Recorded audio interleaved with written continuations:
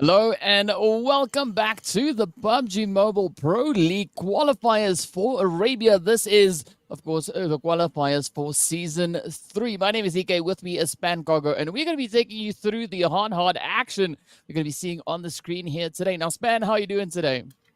I'm doing great. Once again, we are in the third day, and based off of the 10 games that we've seen so far, coming to today, you already know at DK, we're not quite sure who's going to go on ahead and make it into the top 8. It all comes down to this. If these teams are worried about anything, now is the time to do so, because 5 games left in order to qualify. For some teams, it's going to be a high order, so they really have to get their stuff together in order to play today. Yeah, and of course, over the previous 2 days, we've seen 2 teams really coming in with runaway performances. Falcons stepping up on that first day with 45 eliminations brought in only 3 games. But then, of course, if we look to just yesterday, we saw a very similar kind of play coming in from the players there of Stalwart. We actually had 9-6-3 Egypt and Stalwart going head-to-head on so many of the maps. But, of course, at the end of the day, Stalwart came in with those 3 winner-winner chicken dinners.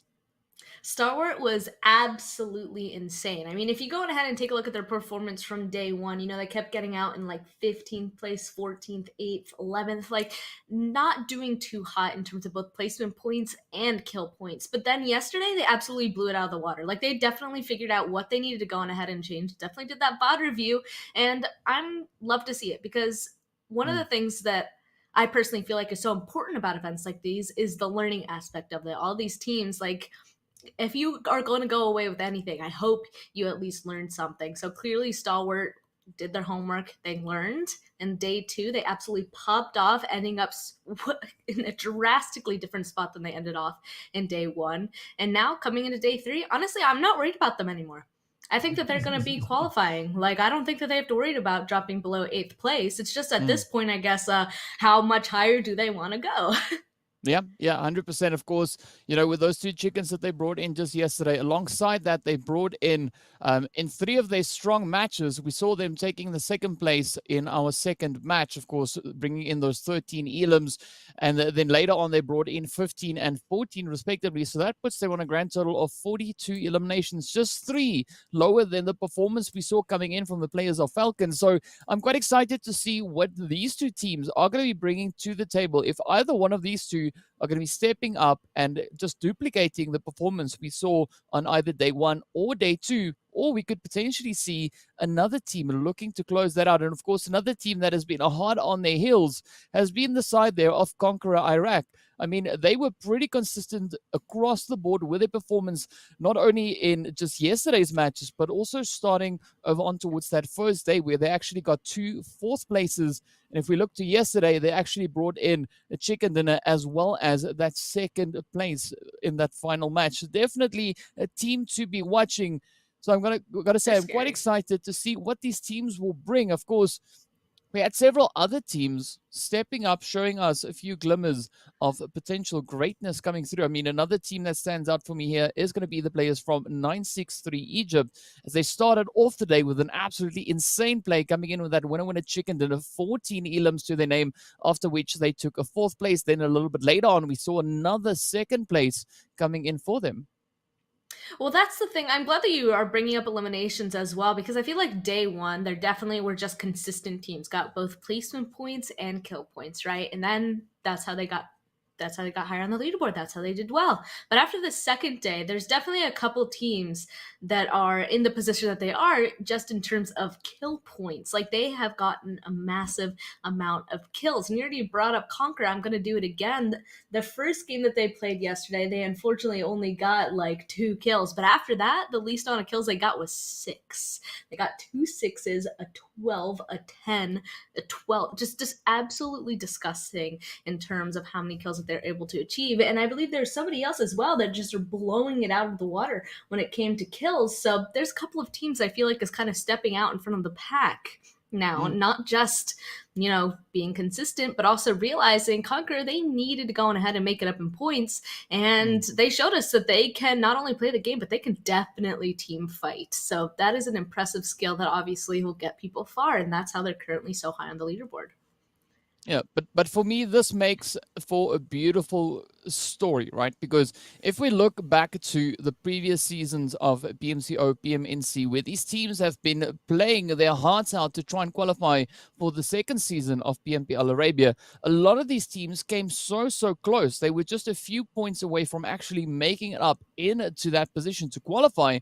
But this time around, you can really definitely see the growth that has come from these teams as they've stepped up. And we've got a few teams up in here that have already participated in previous seasons of the PMPL Arabia. But now they just come back. They show us, you know what, this is why we've made it so far. And we're going to try and get up to that scene once again. But this time around, we're going to try and push even further forward. And I got to say, I'm loving the growth that I'm seeing coming from a lot of these teams. You can see that they've really put their homework in. They've put the effort in to try and improve not only their own skills, but the communication is there. The synergy between the team is there. And I mean, if we look at a few of these plays that we've had, we've seen some absolutely fantastic stuff coming from a lot of these teams. Exactly. That's why even coming into this last match, I'm really excited to see how these teams are going to perform, because I feel like they've just been doing better and better as the days have gone by, and it's only a 3-day event. Let's take a look at the format, actually, DK, because of that. Yeah, right on that, we're going to be hopping into our overall. Well, that's the wrong overall, but of course, we're going to be having a look at our format here for the day to see kind of where they're on. We'll be moving into that momentarily, but of course, you know, it is a day filled with the PMPL qualifiers. We've been seeing quite a lot of action across the board. We had the Western European section already happening, but now as we move into our format here, we can see, of course, it is going to be our 16 teams continuing to participate here. This is going to be our final day. They're going to be playing it out over the 5 matches, after which only 8 teams will be making it through to the next phase. And that is going to be super exciting to see who will be the teams moving through into the PMPL Season 3. You know, right now, I feel like we can only definitely say that the people towards the very tippy top are comfortable in the position that they have. But we already kind of talked about at the end of yesterday, right? I feel like that there's still a lot of room for people to be getting into that top 8. So those people, like maybe 5th and below, like they have to kind of worry about the positions that they have. Well, of course, one way of getting themselves into a stronger position will be through utilizing the point structure that we are using here. The point distribution, of course, first place awarding the team 15 points, second place awards them the Ever sought after 12 points. Of course, third place, 10 points. And from there on, it trickles all the way down to where we find the placement of 8th to 12th place only being awarded 1 point. Then, of course, 13th to 16th not getting any placement points. But, of course, the ever essential elimination point. Each elimination awards them 1 point. And as we've been talking about it, we've seen some teams really coming in, being quite aggressive with regards to those eliminations. And that definitely has been doing some favorable things for a lot of these teams. I mean, if we look at what we had yesterday, a lot of teams were actually quite high with regards to those eliminations. Speaking of which, we are going to be jumping into the overall to see where the teams are currently situated and how much work they still need to do to try and secure themselves a decent position up on this first page.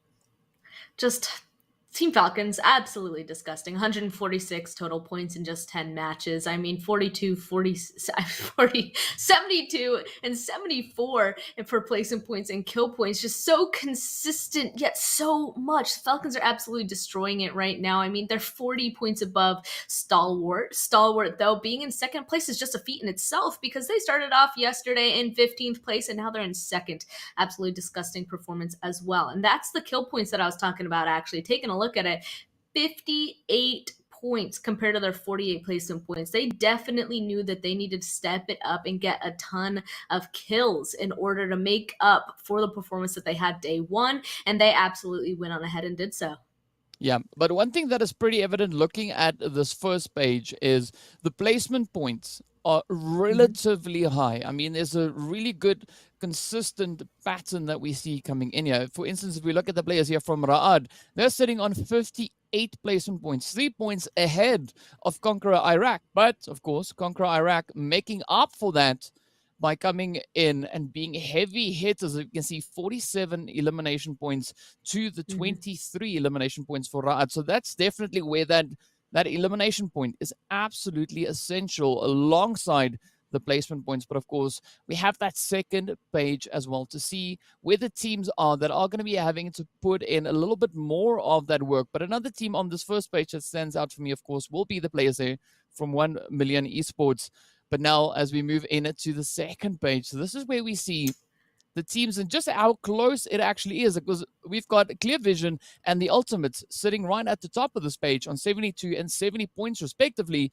But that, of course, is only 2 points behind 1 Million Esports. We see currently occupying that 8th place.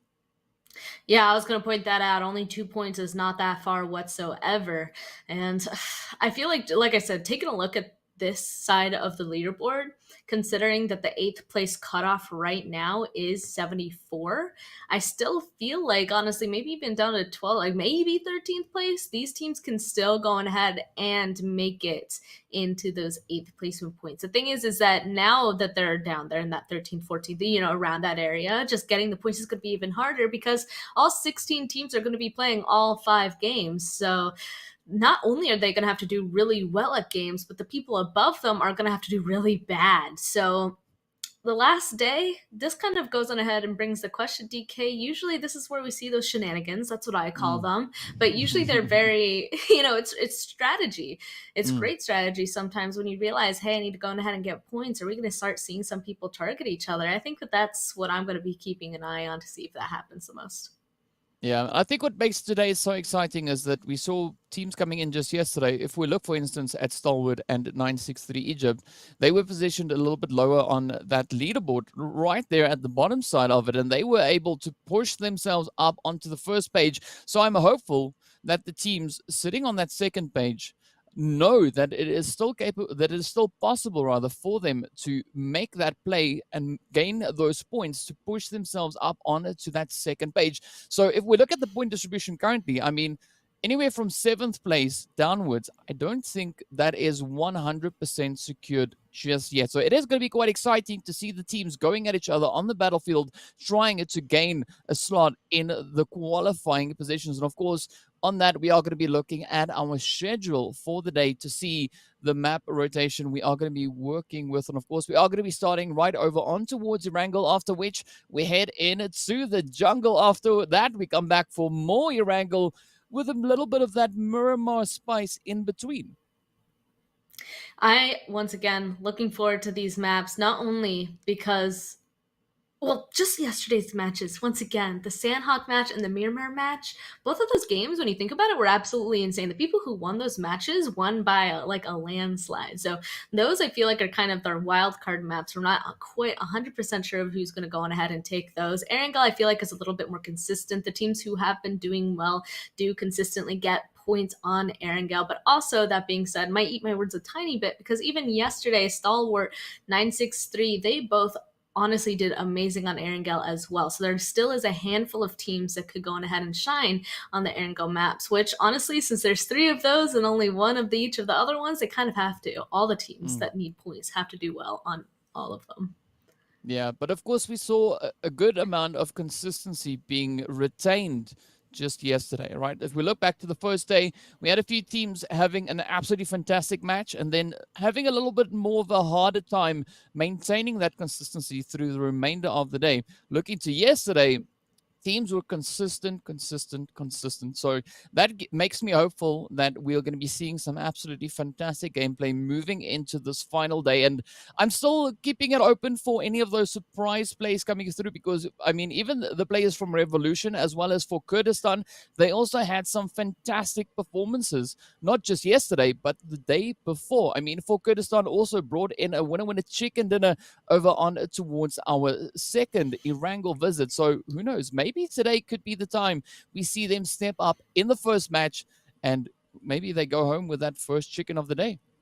It's a possibility. It is a possibility. You're right. There are a couple of teams who keep getting kind of close but haven't quite gone on ahead and hit it. So coming to today, if they're determined to finally get that chicken dinner, at least get higher up on that leaderboard in terms of each match, I think that there's a chance that there will be because some teams have been kind of improving over time. Not as much as the Falcons or Stalwart, I will say, but they still have the chance to go on ahead and kind of reach up to that level as well with the 5 matches today. So luckily, I mean, for Kurdistan, they're currently in 5th place overall, so they don't necessarily need the points, but they're still kind of, I guess, in an area where I'd be like, I want to get a little bit more points just to 100% make sure I'm in the qualifying range. Otherwise, they're pretty comfortable, but not like the most comfortable like Falcons, I guess I'll say. Yeah, I have to agree with you on that. And of course, that is where mentality is going to be coming in for a lot of these teams. The approach they take coming into these maps. And what I'm going to be looking to see is what the mentality for these teams will be. Are they going to retain the confidence we've been seeing them build up towards, or will the nerves start making a little bit of a play here? Because it's going to be important for those teams that are not 100% secured in the top 8 to still continue on with the efforts, to continue to try and push and gain those points. But also the teams right behind them are going to be coming in with a very similar approach. But I think they could maybe be a little bit more aggressive. As we know, they've been showing the potential. We know that they can have a few moments of glory. Now they just need to piece it all together, bring through. And who knows, maybe we'll see a completely different top 8 at the end of the day. That's kind of what I'm hoping for, teams really to step up and shuffle the overall rankings. But we'll have to wait before we have a clear answer on that. I was actually thinking, the thing is that I'm like, oh, Falcons are comfortable. They're safe, right? Well, I do think they're safe in getting into the qualifying range. And I guess that is the main goal for everybody right now, is getting into the top 8. Not necessarily the first place position. I mean, it's just qualifying at this point to go ahead and make it to the next round. But, that's also a feel good if you just win the qualifying round as well. And thinking about it, Falcons, they ended off yesterday with 146 points. The day before, they had 106, if I'm not mistaken. So that means they only gained 40 points yesterday. Meanwhile, Stalwart, I believe they started off with like 15 points or something crazy like that. And now they have 106. They got like 90-something points. So thinking about it, I feel like, honestly, Falcons might not finish this off in the first place spot if the teams right below them continue to just do absolutely insane. And again, on your point, saying that other teams can go on ahead and jump up, I believe there could be because, Stalwart 963, they went on ahead and did it. We know that there are some teams down there that can perform, one of them being Vibe 6, currently in that 14th place position. They started off this entire event with a massive win. They won, got 8 kills. Afterwards, don't quite know where they went. I feel like they, if anybody down there on that leaderboard, they should definitely be able to go on ahead and realize, oh, we need to go back to what we did that game one and kind of turn around their situation right now to get to the top 8. Well, I can tell you it would make for a beautiful, beautiful comeback play if that is exactly what they could be doing. But of course, only time will tell. It all depends on what mentality it is that they are coming into today. And that's what's going to make today such an interesting day because, I mean, I think at this point it is still anyone's game, right? Any of these teams possess the ability to step up and secure themselves a position on the top 8. The only thing we're going to have to wait and see is who will be those top 8s. Already we have a few strong contenders for that. Of course, Falcons, as well as the players there from Stalwart. Also, to mention the players from CONQUEROR Iraq, but who will be the rest? Will Revolution, the players there from Kurdistan, Raad, 963 Egypt, as well as 1 million Esports be able to hold on to their own slots in the top 8? Of course, we'll be finding out momentarily while we're now getting ready to move into our first match. So before we do that, Span, I gotta ask, what are your predictions for the flight path and zone? Where do you think it's going to be going? Terrifying. I mean, again, can't quite go on ahead and really guess that, but again, I can hope that it'll go to the north, please. Like, we haven't seen that at all in Erangel. Like, we've seen the zone go almost anywhere else, but I want to see it go to the northern side because there are some teams that drop up there that haven't had the luxury of being able to stay at their drop spot. I want to go to the north because we haven't had that yet. I want to see how the teams will take it. Well, I have to say I agree with you on that. It'd be nice to see the addition of a northern play coming through. And of course, we've got 3 Erangels in which that could happen. Maybe it could happen on all 3 or maybe on just one. Which one it will be, we don't know. But for now, we are moving in. Of course, we do have a flight path up in the north, as we can see Stalwart just down below. So who knows? Maybe Span.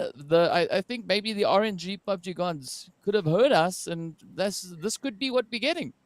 I sure hope so. Like I said, it's like not only do I want it to go to the north because we haven't seen it yet. I mean, again, that's like one of the main reasons because we haven't seen it yet. I want to see how these teams kind of go on ahead and take it. But I also truly believe that the northern side of Erangel has completely different challenges than the rest of the map. So I want to see that come into play. Like, I want to see these guys kind of process and struggle and figure out how to get into the late game up here on the northern side. Usually there's a team that goes Severny, but look, I don't even see anybody going Severny this time. They're probably just like, wow, we never get any northern circles. Just forget that place. I'm going somewhere else.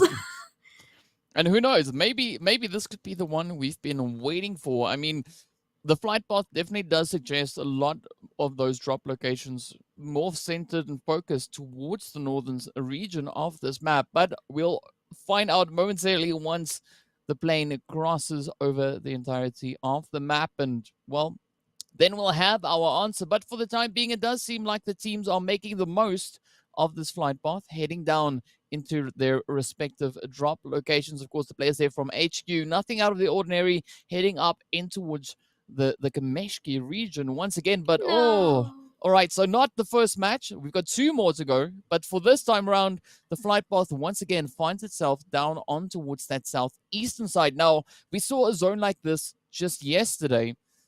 So this could once again be a very entertaining match coming through. All I feel is disappointment. No, I'm just kidding.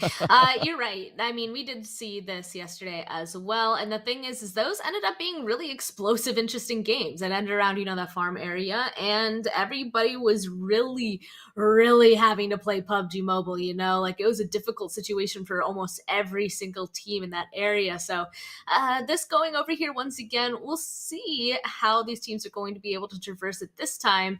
But also I'm interested because that southern island is in this as well. I don't think it will actually make the push over there, but I think it could create some interesting movements in terms of rotations or how these players are really going to go and traverse that area. So we'll just have to wait and see. Also, I will point out once again that there's usually a team that goes Severny. For some reason, I cannot remember for the life of me who goes there, but that just means that they're going somewhere else, right? Yep. And I already talked about the shenanigans that could potentially happening. I am keeping like a strict eye on where we're going to be taking a look at because I'm wondering if there's a hot drop or something coming on.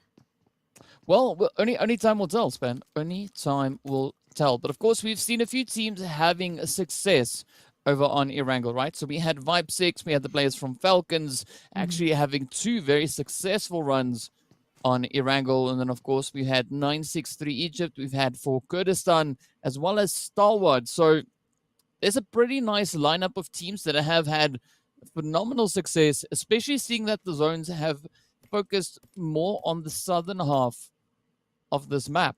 So I'm hopeful to see any of those teams stepping up once again, potentially showing us what they can do. But I do think once we have a bit of that northern twist coming through, things could definitely change, as a lot of the maps they've been playing, as I've said already, has been mainly focused on towards the southern side. But now, for the time being, we have to wait and see what exactly the teams will be doing with their rotations, as Revolution find themselves going through the looting phase, but they do have a little bit of a company just positioned off to the side as well. Yeah, there's quite a couple of people that are near each other right now after that plane path, but not quite on top of each other. No hot drop like I was kind of hoping for, but instead just looting somewhere different. Up here in Georgepol, though, definitely one of the furthest teams away from where this first zone has kind of popped. So we're probably going to see them either leave very shortly, or they're going to stay there and loot up a little bit longer and move on in later, because, you know, they don't want to make a move until everybody in front of them has made a move, because if they move any earlier, they're going to be driving right past some people. They could potentially die in rotation, and that's honestly, in my opinion, like the worst way to be taken out in PUBG Mobile. I actually think there are some people in Zarki too, so I think actually they win in terms of the furthest team from the zone, so we'll end up having to keep an eye on them as well, how they're going to get across all this. Yeah, well, it does make for some exciting plays, but for the time being, it does seem like there is a little bit of I wouldn't say silence, but I'd say like tension starting to build up. It's not too often that we see a mummy floating, right? I gotta add to that though. I mean, that was a that was an interesting one to see. Why there. is he swimming? Yeah, maybe just trying to clean the wrapping, everything, just to make sure, maybe it's for sanitary reasons. We don't know. Nah, it's a secret strat we don't know about. Oh. He's just gonna he's gonna find the best loot down there under the water or something. He's just gonna destroy everyone. the Atlantis crates. Yeah, that's probably what they're going to be going for.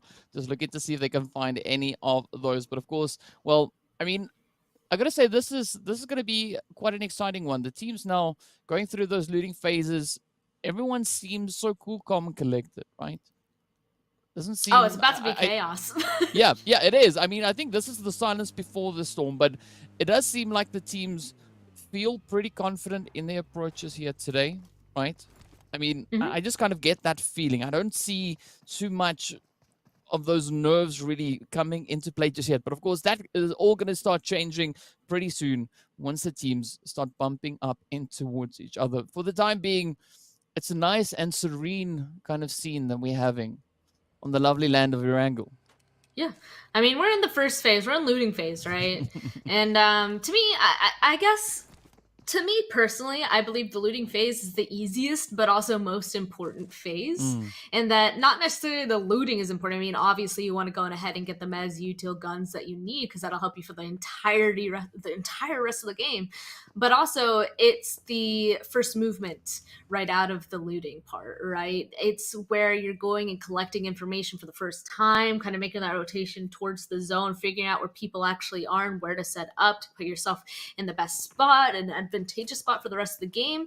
If you mess that up, or if you do not do that correctly, you are going to hurt yourself for the entire rest of the game, basically, or for a very long time in this game. So that's why I feel like looting phase, easiest, definitely the hardest. If you do it wrong, you're screwed. If you do it right, I mean, you're in a happy spot. That's why we start seeing some people already making these movements. I like kamikazing where they are. This road is a big area in terms of where people usually utilize it to make these rotations. So it's a little scary, but also you get so much information from up here. And I do believe we also saw our team, 963, going ahead and take their usual compound down here inside this zone. So it does seem like some people are comfortable going to their usual locations in a zone shift like this. Yeah, I mean, but it's all going to come down to, will they try anything different? Because now we've been talking about those VOD reviews as well. I'm pretty sure by this time they are pretty well aware of how the opposing teams could potentially be rotating. And of course, speaking of that, ooh, we've got 963 Egypt and the players there from Stalwart now starting things off as we saw up in the kill feed. But of course, the players here for Kurdistan are going to be continuing up a little bit closer on towards that Malta side, seeing that it is also positioned over on towards the eastern edge, that southeastern side potentially of the map. But I mean, we also still have that Sosnovka military island still partially in play. So I'm curious to see if we'll have any teams there to venture further down into those positions. Mm-hmm. I mean, just like I said, wherever they go ahead and choose to set themselves up is the most important right now. So I'll just have to wait and see exactly where these teams are going to actually choose, solidify their location, where everybody else can be making rotation around them. The zone is going to be closing soon. And I already kind of commented how I like where KAMIKAZE is starting, but they actually have a 2-2 split going on. And I love to see that in zones 1 and 2 because you don't know where the zone's going to go. So the more territory you gain, the better. But it looks like it doesn't even matter. I have a feeling this is a military island game because, wow, that shift. The majority of this land is on the southern side of that water. Everybody in their vehicles, look at that, all the steering wheels. Everybody is going to be sending it for that southern part of this map now. Yeah, I definitely think we're going to be seeing quite a bit of congestion coming in on that western bridge. We did see quite a few teams. I mean, that was CONQUEROR and Vibe 6, just to name two of the teams that I could spot, moving in that direction. But of course, 1 million Esports, they find themselves in a very comfortable position for the time being. I mean, they're already situated on the military island, and now they're starting to move up towards the bridge. It seems like it's kind of a thing for them, you know? Drop down, move to the bridge, seeing that the zone's going to be in that region. And of course, speaking about the bridge, now we see the players here from CONQUEROR Iraq and Vibe 6 trying to pick off a few hits, but Vibe 6 seems to have a very clear and easy rotation across. Of course, Azrael getting hit in the process, no. and with that, he does knock himself out. He knocked himself. That's so unfortunate. I think I assume he was trying to like go underneath the rail to send himself onto the mainland, so he stopped getting hit. But unfortunately, that kind of backfired. Here comes CONQUEROR. Honestly, if they were hoping to kind of fight this team, this is the best time because they had to have seen in the kill feed that member from Vibe 6 get knocked. But now it looks like Vibe 6. I don't know if they're planning on honestly camping this bridge as well, but now they definitely are after having to stop and get the res on their teammate. We'll have to see if they decide to leave anytime soon, but they know that CONQUEROR is on the other side, so they could just wait there and see if they can get any kills off of that. Yeah, it does definitely throw a few spanners in the works. I mean, it does seem like Vibe 6 were making such a beautiful rotation. Unfortunately, well, you know, that knock came through. But now this is where they need to be relatively careful, as we also have the players there from 1 million still positioned there. But also now, as we look onto the northern side of the eastern bridge, we can see KAMIKAZE and the players here from Stalwart having a bit of a standoff. But of course, now they're not alone. We've got a few more teams positioned just up on towards that northeastern side. But of course, the west is where we'll have Revolution now trying to move on in, and CONQUEROR, they haven't budged just yet. They're still just gatekeeping the northern section, rather, of this bridge.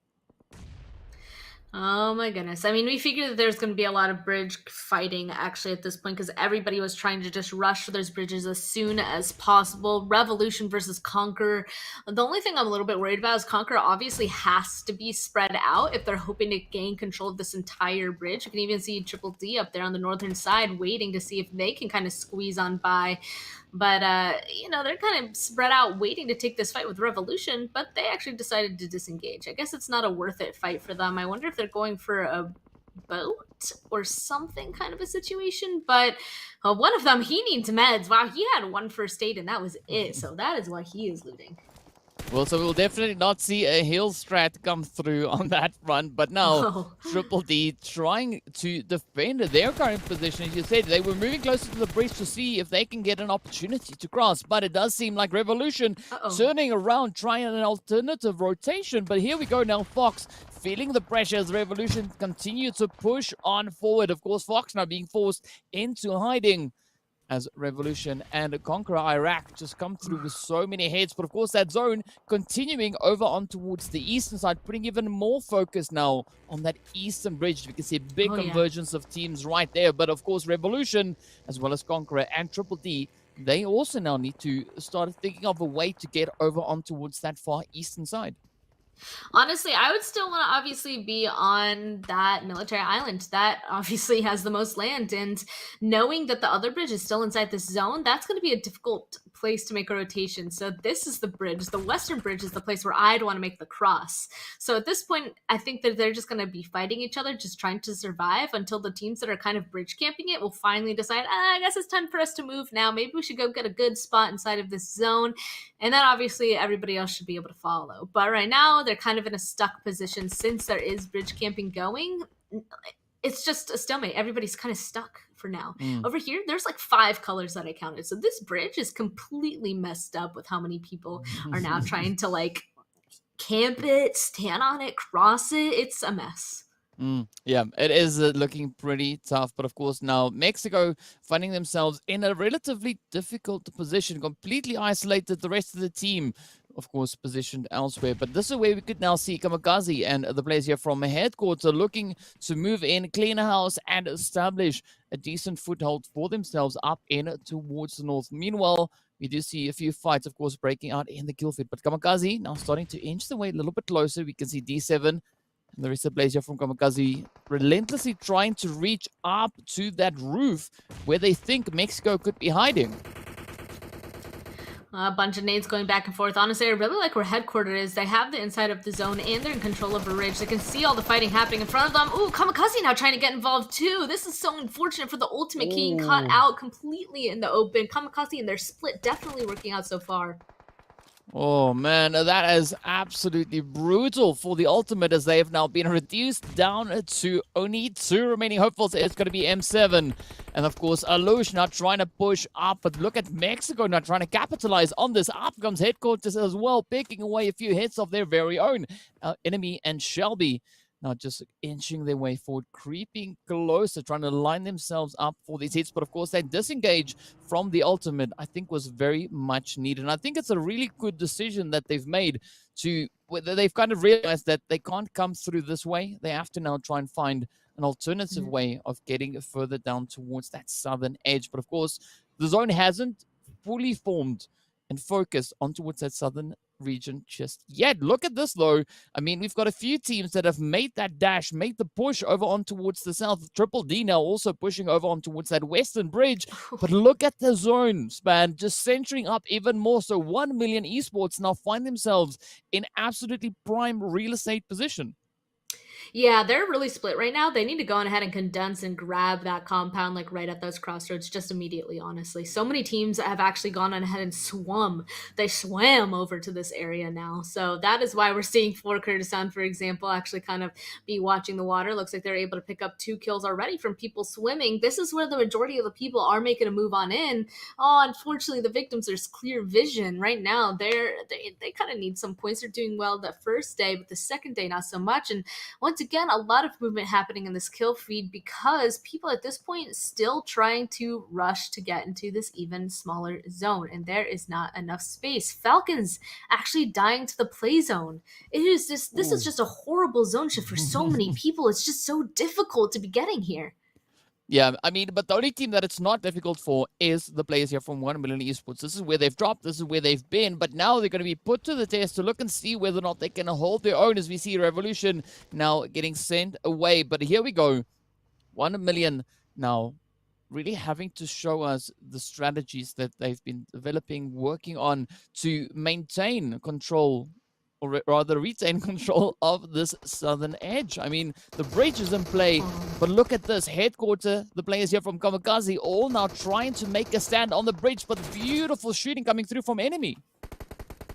Yeah, 1 down, 2 more to go, and only 2 KAMIKAZE members, and it looks like they're not even focusing fully onto the people on the bridge holding them out. They also realize that there's another team right beside me. They don't know if they're still on that little beach area, so that's why they're tossing a lot of nades. But no, GK, they are swimming. We can already see the bullets pelting the water. I mean, people are at this point are just holding the opposite side of the water. They can see all these guys trying to still cross, and this is a huge opportunity to just get kill points. It looks like Conte from KAMIKAZE as well. He's just swimming at this point. He's like, there's no way I'm going to be able to make it across this bridge with headquarters just hardcore setting up there. So the best course of action is to attempt to swim, at least get under the bridge, kind of chill out there and survive for a placement for as long as possible. 963, only one member left. It looks like maybe they're going to consider doing the same thing because this bridge is not passable, especially in a buggy. He would be taken out immediately. Oh, but he's going for it. Yeah, of course. Now, for headquarters, this is like shooting fish in a bucket. But look at this, just tapping away. Nossa taking several hits. Will enemy be able to close this one out? Nossa now just utilizing the terrain, trying to get up in between that hard cover. But beautiful spread coming here from headquarters as they now move forward. They are ready to strike with that. Falcons get eliminated? What's going on here, Span? But of course now things are looking pretty dire on the northern play here. I mean, GEEKAY find themselves in the water. You can see several teams now trying to make a bit of a play. KAMIKAZE right there alongside them, 963 Egypt. We look over on towards the western side. Ra'ad now trying to ride the storm as they push closer and closer as Black Cobra get eliminated. But Ra'ad now coming under fire as from Mar here from Vibe 6. Sets up a beautiful position, quickly trying to get in the buggy to get away. Will he succeed? Oh, wow, saved by the blue. Yeah, it looks like Ra'ad is now out. Vibe 6. They're just like, oh, where'd he go? I was really thinking that Fermata was going to be just ripped out of the vehicle there. But no, Vibe 6, all four of them are still alive. And looking at that zone shift, honestly, they're in a pretty good spot. They can just kind of go squeeze on in. All this land now inside of this circle really is only terrain, right? There's some mountains, there's some dips that they can kind of play out of. But otherwise, no buildings really, except for what Conquer Iraq has right here. They're not even inside of the zone. It's just the very edge. They can play there all the way until the zone closes, though. So from this position, kind of in the central location, they'll be able to kind of keep an eye out and make it even more difficult for the teams trying to make it in this next zone around them. So huge opportunity to get some kills. Looks like Triple D Iraq did make that huge rotation around to the western side, and it was successful. They found themselves a bowl inside of this zone. They're in a good spot right now. They did lose a member, but we'll see if they'll be able to hold out Vibes and conquer Iraq next. Yeah, now all they got to do is make a stand, put their flag down, and claim the territory for themselves over on towards this western side. But of course, up comes headquarters now, trying to push across. We can see Gaga there from 1 million just positioned underneath the bridge, trying to make a quick dash up in towards safety. Beautiful coverage coming in here from Jabal, keeping a watchful eye. Of course, the fighting is going to continue on the bridge itself as everyone is now trying to rush up in towards zone. For Kurdistan, getting put to a stop there as they move forward, losing 2 of their players. But look at this now. Cobra and Golden still alive, going to be looking to move in. But Jabal in a beautiful position there, just lining up that ambush. But the headquarters now are having the tables being turned on them, as so many teams have moved into the vicinity here. And now they kind of being forced to have a little bit of their own medicine being dealt right back to them. That's what I was thinking. I'm like, they held out so many people. Now it's their turn to kind of be held out by the people who were actually able to squeeze their way through. The biggest one is going to be 1 million Esports. They're the one definitely holding the very edge of that zone so far. And up Conquer Iraq, we knew that they were going to have to leave their buildings eventually. They couldn't hold anybody else out. Everybody was able to make a nice rotation around them. And now they need to get rid of Triple D because that's the next team in front of them. They have a great pull in there, and they have to get rid of them, honestly, before all the bridge teams kind of shift their attention, before the fighting over their stops. Oh, but look at this now. 1 million starting to capitalize on their position. Conqueror Iraq trying to make a clean sweep coming in from the side for Kurdistan. Getting eliminated. Headquarters just feeling the pressure now, but we got a few fish swimming out in the drink. But look at this. Triple D Fox now trying to go toe-to-toe. Oh! Gets hit while in the air. Vibe 6 trying to make a comeback as they still have a relatively close position to the zone as the next shift takes us even further down towards the south. And this is where things are going to get quite challenging, especially for the teams now having to move up from the northern side as 1 million headquarters. And of course, the players there from Clear Vision still have a little bit of ground to cover to get into the zone. Honestly, I was taking a look at where Triple D was, and I'm like, oh, there's some smack in the center between 2 other teams. That is not the place you want to be. And with the fighting that just happened to them, I couldn't agree I couldn't agree more or less, you know? Like, they're being absolutely battered by the teams around them. And here we go, 1 million Esports finally finishing up at the bridge. They've now sent themselves on the ridge on the other side of Conquer Iraq. So maybe they'll be able to be the saving grace for Triple D taking on Conqueror. But, you know, then they'll be able to shift their attention to Triple D. So we'll have to wait and see. 1 million Esports definitely starting to make a wrap around. Here we go, the nades already kind of popping and getting ready, because honestly, on this side of this little ridge here in this zone is the place to be. So these teams want to get rid of them as fast as possible, start clearing that edge. Oh, and of course, with that edge, Triple D Iraq get eliminated. Now, things over on the south starting to clear up ever so slightly. But now, of course, 1 million, as well as the players here from Conqueror, still having to duke it out. Vibe 6 just holding the fort, not budging too much just yet. They know that this position is going to be absolutely essential for them. But here we go now. Oh, soon coming under fire. You can see Conqueror Iraq now trying to fend off any potential rotations or potential shots coming in their direction. Look at that. Rio going to town, sending out a beautiful grenade. But Groza, of course, now looking to move up a little bit closer, trying to gain a little bit more information. 1 million now taking several hits as the shots continue to fly on through. And now this is a beautiful turn once again. I mean, 1 million, they've been here looking great for so long, but the hits continue to fly now. It is down to their final player to try and hopefully bring it all together as Gaga now starts to move in. Not even this northern side has actually been taken. It's completely out in the open. Clear vision will be spotted out. Looks like Conqueror Iraq still starting to make the push happen. 1 million Esports will be taken out. That means they can shift their attention fully onto Vibes. It has kind of been a pain in their side this entire time, but Vibes, they're taking a fight of their own. 4 eliminations so far, taking out Vankid. Easy to last or live. Otherwise, other than Easy, the only team left for them to take out is Conqueror Iraq. So this is the last fight. While they're hearing Vibes kind of shoot over there, Conqueror is definitely trying to figure out a way to push over, because that's the last fight. That's the last team that they want to go ahead and take out. The zone actually going smack in the center between them. Vibes Conquer, it really comes down to them. I'm curious to see how that solo Easy, though, is going to influence this last fight. Yeah, well, I've got to say, I'm hopeful here for Vibe 6 that this could be their comeback play. They are so close. Currently sitting on those 5 eliminations. Of course, the players here from Stalwart also having a fantastic play so far, even though they've been reduced down to only Easy. But they've been able to accumulate 6 eliminations in total. So this could definitely be an interesting play. I mean, Conqueror, we know them also as a team that are very capable of holding their own, even in these late phases. But it all comes down to those positions. It all comes down to finding those angles and being the first one to find them. Exactly. That's why Conqueror Iraq slowly kind of moving forward. Here we go, already kind of tossing out some utility, making sure that what's in front of them is clear, smoking it out so that they don't get shot. Vibes, bringing their vehicles. I love that as well. Kind of bringing their, you know, movable hardcover for themselves. It's a smart move, and utilizing these riches once again. They know that they need to stay on them to control these peaks, even more nades. How do they even have utility at this point? That one kind of tickling Kalaga. It's really going to be, if they get a knock with this util, it's going to be the push.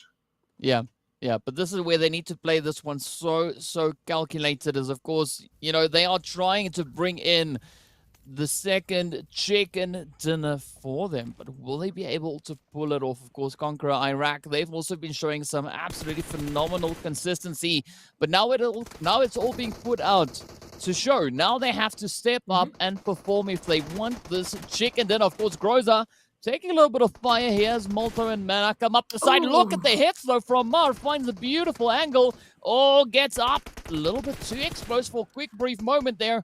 But will Conqueror Iraq now use this opportunity to retaliate and push forward, maybe make a clean sweep? Well, it does seem like Vibe 6 are holding strong, and with that, Rio goes down as well. 3 players down, 1 remains. Will Kalaga be able to survive this as Vibe 6 are looking on the top of their game? Oh!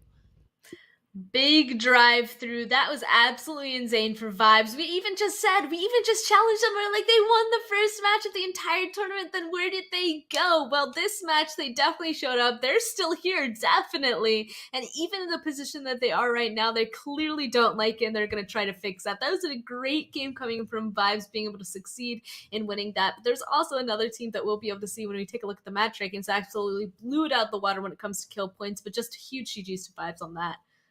Yeah, that was absolutely insane. What a way to end off a match, you know. What better way to do it than driving over the final player standing between you and that winner chicken dinner. But of course, we're going to start it off on our second page.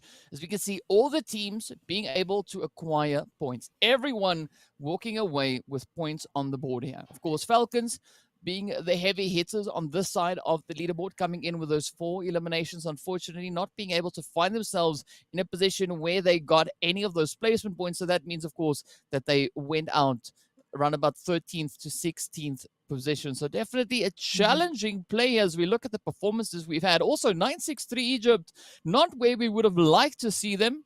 But of course, you know, this is the final day. We cannot come in here with any expectations. We can only expect the teams will look to surprise us, and surprise us they surely did. But look at this. Vibe 6 at the top of the leaderboard, 10 eliminations, 25 total points. Just they performed so well. Vibe 6, 10 kill points, 25. Yeah, that's definitely going to go ahead and lunch them up the overall leaderboard exactly the way that they want it to be. Conquer Iraq as well. They held on so hard, but just right when you lose that one person, usually like the snowball effect kind of happens. So they really needed to go on ahead and get a trade onto Vibes basically immediately after their first member went down. And we saw that spray happen. We saw them attempt to, but it just did not hit. So unfortunately for them, they just got picked off one by one, kind of in a worse position, I guess, than Vibes. And again, great plays coming through from Stalwart. Stalwart is just becoming even more consistent. Still, no matter how they play, they're able to just crawl up that leaderboard and get themselves points. Yeah, definitely some beautiful plays coming in there from them. And of course, you know, we've seen quite a few teams actually acquiring several elimination points along the way. The only thing not working out there was the placement points, but beautiful start to this final day. And I gotta say, I'm quite hopeful for a lot of our teams that are looking to prove themselves. I mean, Vibe 6 definitely showing us what they are made of, showed us why they got that first chicken on the first day as well. But now they need to try and keep that momentum pushing further forward throughout the entirety of the day. Of course, speaking of which, next up, we are going to be moving into a little bit of the jungle right over onto Sanhok to see what the teams will bring as we continue with our second match of the day. So on that, be sure to stay tuned, and we'll see you guys right back in a short few minutes.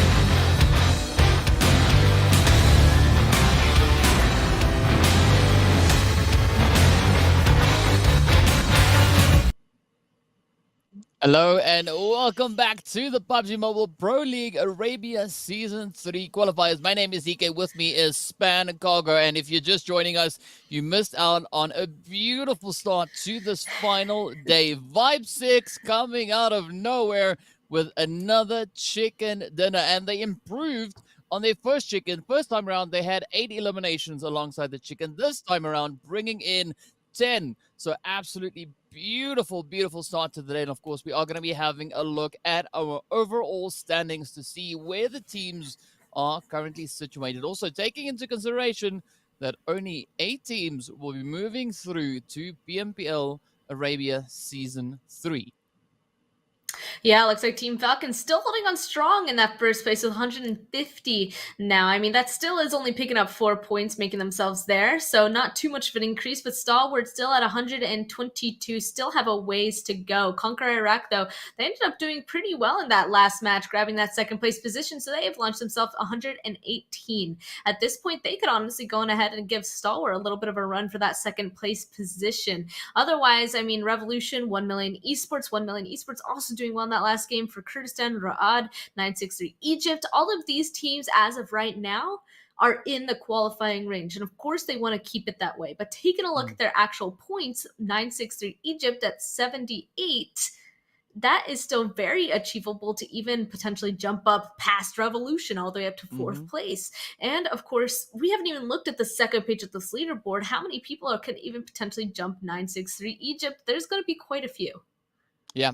Of course, we just have a bit of a shuffle around coming in from that 1st to 8th place. The team's just moving back and forth. But let's now move on to that second page to see what potential threat could be right behind 963 Egypt. And of course, we see its clear vision with the exact same amount of total points. The only separating factor here is going to be those eliminations and the placement points. But of course, Vibe 6 also making a beautiful jump up. We saw them starting off today over in 14th, now moving up to 10th place. So definitely we can see those efforts being put in as they trying to chase that first page.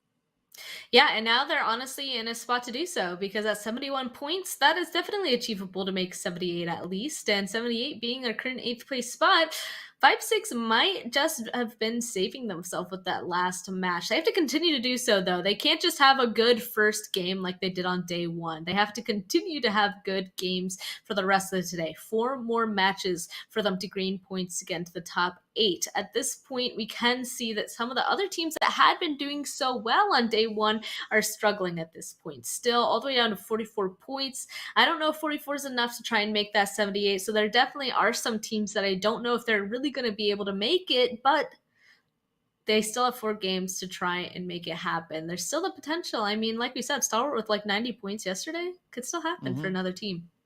Yeah, it definitely could. And I mean, I'm going to be keeping a very watchful eye on Vibe 6, right? So first match, it looks like they came back with a vengeance. They are here. They are chasing that first page. And who knows, if they continue on with the efforts we've been seeing them put in this first match, that could be exactly what we'll be getting. Of course, next up, we are going to be heading over to the jungle over on Sanhok to see how the teams are going to be faring in a little bit of that CQC action. Of course, without any further delay, here we are coming in. So we can see finding our way up on towards that northeastern portion of the map. But of course, the flight path over on Sanhok, not too important. What's going to matter more is where that first initial zone is going to be appearing. Yep, I'm excited to see where this next one's going to go because at this point, I feel like we got one, up to the northwest island. We got one around the main, a big island there on the eastern side, but we haven't seen anything more down, like in the very southern part of that southwestern side. But we'll have to wait and see. Honestly, wherever this next zone goes, it's going to be an interesting one because Sanhok, I mean, we've already talked about it. It is that close quarter combat kind of a potential. There's going to be a lot of fighting. People, they hear a fight, they want to go on ahead and third party it. The rotations are always harder because there's just people everywhere. And we'll end up seeing who will be able to come out on top. It does look like our zone, though, will pop, and it will once again kind of move towards that northwestern area. Yeah, so this is the kind of zone we saw coming in on day one. And of course, well, Ra'ad had great success with the zone positioned up in towards this region, as we can see them already positioned down over towards Tampang ruins over on that southern side of the current zone. But I mean, I think another team that we're going to be having to keep a bit of an eye on is going to be Headquarters, right? They were heavy hitters in the previous match, coming in with those 7 elims. So they definitely do possess the ability to get quite aggressive, and which better map to do it on other than Sanhok. But of course now GEEKAY and the players here from for Kurdistan find themselves in a bit of an exchange here as the shots start. A little bit of that hot drop action coming in.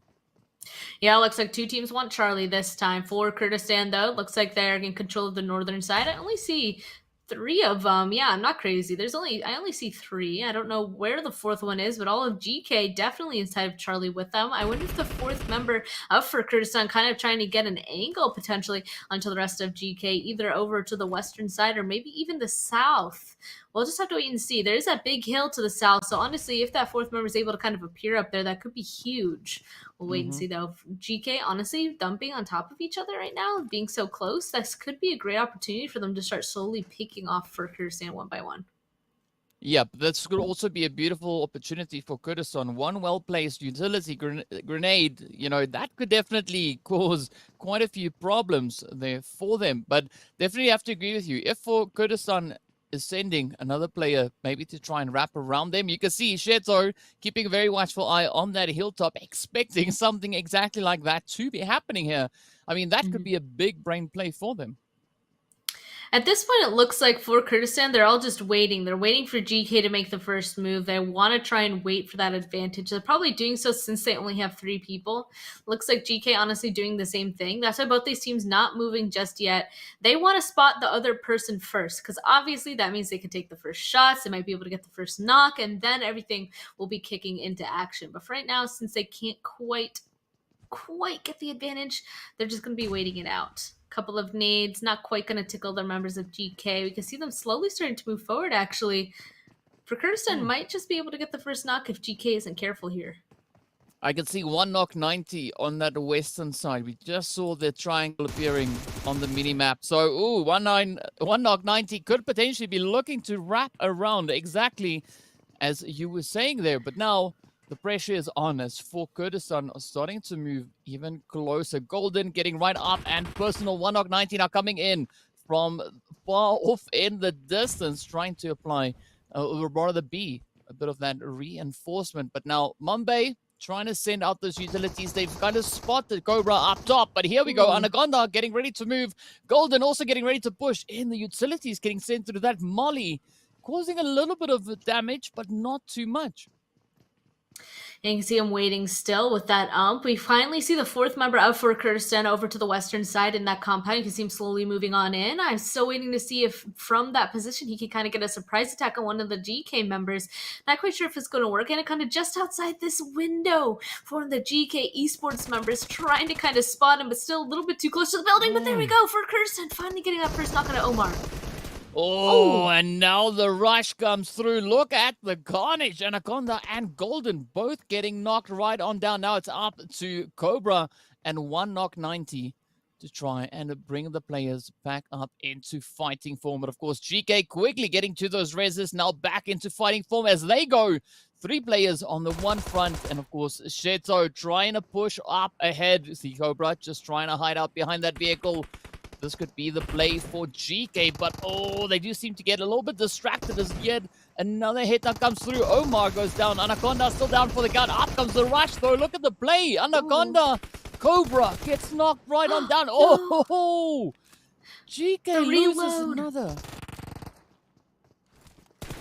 The reload made it a little bit difficult here, but here we go. One more up on top of the roof, but no, GEEKAY just cannot stay alive. For Kurdistan being able to really pull that off there. 2 of them still up, and of course they can go ahead and get those reses. That was intense, but it looks like that 4th member for Kurdistan being able to kind of sneak in from the west really did help out against the fight against GEEKAY.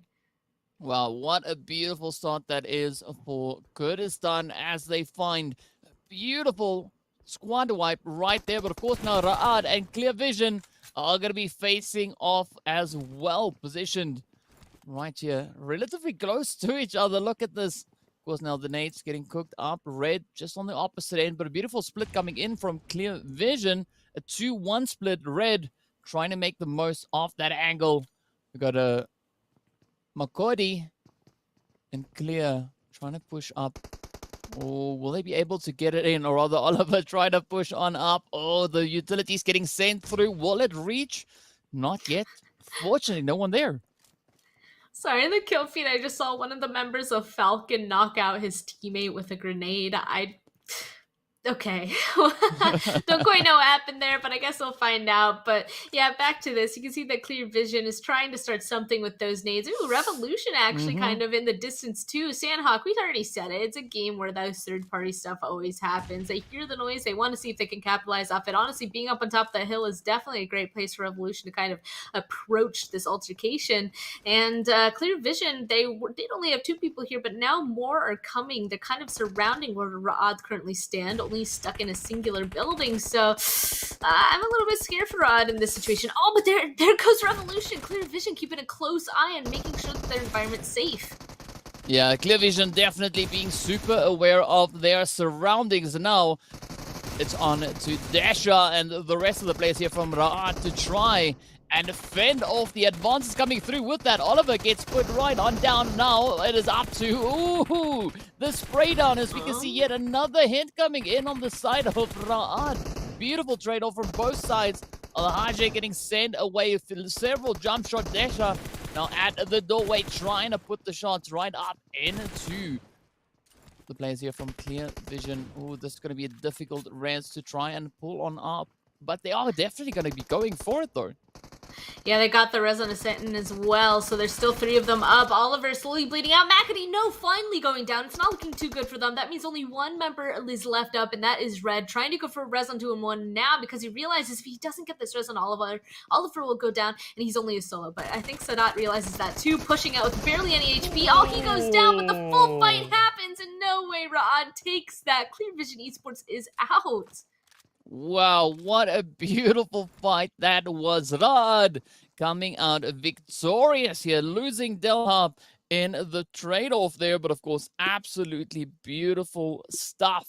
Beautiful PUBG being played right there. With that, of course, we are down to only 14 remaining teams, 54 players alive. Several teams still just hugging the blue storm, but of course, as we can see, several other teams already moving themselves closer. We can see the players there from the ultimate moving up into the trifecta. Ra'ad on the opposite end, as well as a headquarters. So that could be a beautiful point of contention. Of course, Revolution up on the hills over on towards that northwestern island. This zone is getting ready to pop once again, centering up beautifully on a headquarters. Yeah, they're going to be quite happy. I also like they're doing that thing that I kind of defined yesterday, the defensive positioning. They have multiple people on the right side of the mainland, right above boot camp, but they did send 1 person across the water to be holding that western side as well. They were holding across just in case. It looked like he was actually kind of going back as of right now, maybe just to make sure that he's not going to be picked off by himself. But honestly, them keeping an eye over there is not a bad idea whatsoever, because right now with this zone that's centered, it's still kind of a 50-50 chance of whether or not it's going to go to the west or the east. So being in a position where you can easily make that gap or cross is huge. Yeah, it will definitely be quite a beneficial position for them to play. Essentially, as you said, once that zone moves in either east or west, they will have an easy way to cross on through. But for the time being, Black Cobra, they still have to ride this blue storm, trying to get all the way on through. For Kurdistan also finding themselves out in the blue, very, very close to make it up into the safe zone. Still a little bit of distance to cover, and we're going to be seeing these teams now starting to funnel down in towards that zone. But up comes Golden, not quite sure if he's aware of the presence of Rami just going through, trying to grab a little bit of extra loot. Pretty sure those footsteps should be audible anytime soon, but Rami could be a little bit of a thorn in the side here for Kurdistan. Uh-oh, yeah, it looks like Golden is kind of struggling there as well. Looks like he does actually have a med kit, so he will be able to go to full HP, but after that, I think he only has like 4 bandages. So let's see, Black Cobra, no, they definitely know. They know for sure that someone is in this building. A big crash. Here comes the nades as well. Golden, let's see if he's going to be able to hold them off. Oh, now comes the rush, as we can see Mad Lol looking to move in. Oh, sends off a quick few shots, but of course the DBS on the opposite end. Oh, Golden not in the most ideal angle here, but the rush comes through. It's a 1v3. Will he be able to hold them off? The rest of the team still far off. They're not really moving in for those reinforcements just yet. So this is going to be quite a bit of a challenge. You can see, of course, Anaconda inching forward. Up comes 1knock90 as well now. But look at Rami just trying to clear out the building. Oh, has hurt those DBS shots. Anaconda and Cobra keeping their position up on the high ground. Not wanting to move in just yet. But here we go. Rami and Golden. Only a few millimeters separating the two of them. But now, ooh, are we going to see Cobra trying to come through with a full-on rush here? They're just shooting the wall at each other. I mean, Rami knows exactly where Golden is. So does Mad. LOL. Here comes the nade. So Golden will be able to run away just in time, probably expecting that. We can see one member of Cobra actually in the distance up on top of the hill trying to spot him out. But the rest of them, honestly, right above, like this could be good for Kurdistan being completely surrounding the spot. But Golden takes a lot of damage. And we saw that he only had 6 bandages left. He's going to have basically nothing by the end of this fight. So he's actually going to push. No way with the TBS. He gets one. What goes down? What? The Golden, absolutely beautiful play, does pick up a knock and a confirm onto Matt Lowell before getting sent away. But look at this, 1knock90 now coming in to try and clean it up. Finds a knock. Now it's up to Rami. And, of course, Garrick's position just up ahead. Mohammed is going to be bleeding out slowly, separated from the rest of the team. Anaconda also now tending to Cobra, trying to make a bit of a play here, but Span, they are so deep into that blue zone. I'm not quite sure if they'll be able to survive a full rotation back up in towards the zone. But of course, now 1knock90 is going to continue finding the next knock on towards Rami. The only player standing between 1knock90 now and that squad wipe is going to be Garrett. Yeah, let's see. It looks like he is trying to get closer, you know. He needs to heal on up, though. Again, only 1 first aid, 19 bandages. That is a scary sight to see, honestly, being stuck in blue like this. Third zone just starting to close.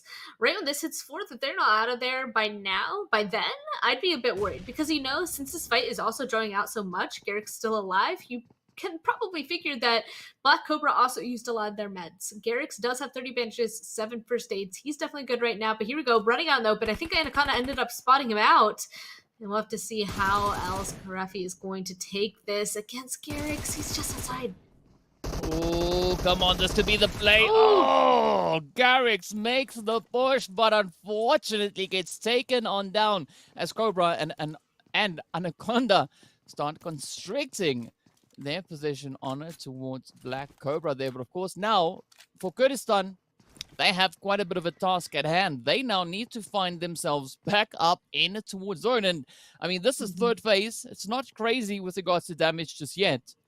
But the sooner they can get there, the better it would be. You don't want to get caught out in that blue zone. But of course, now we see the players here from 963 Egypt, right on the edges here of bootcamp. And of course, headquarters positioned within bootcamp itself.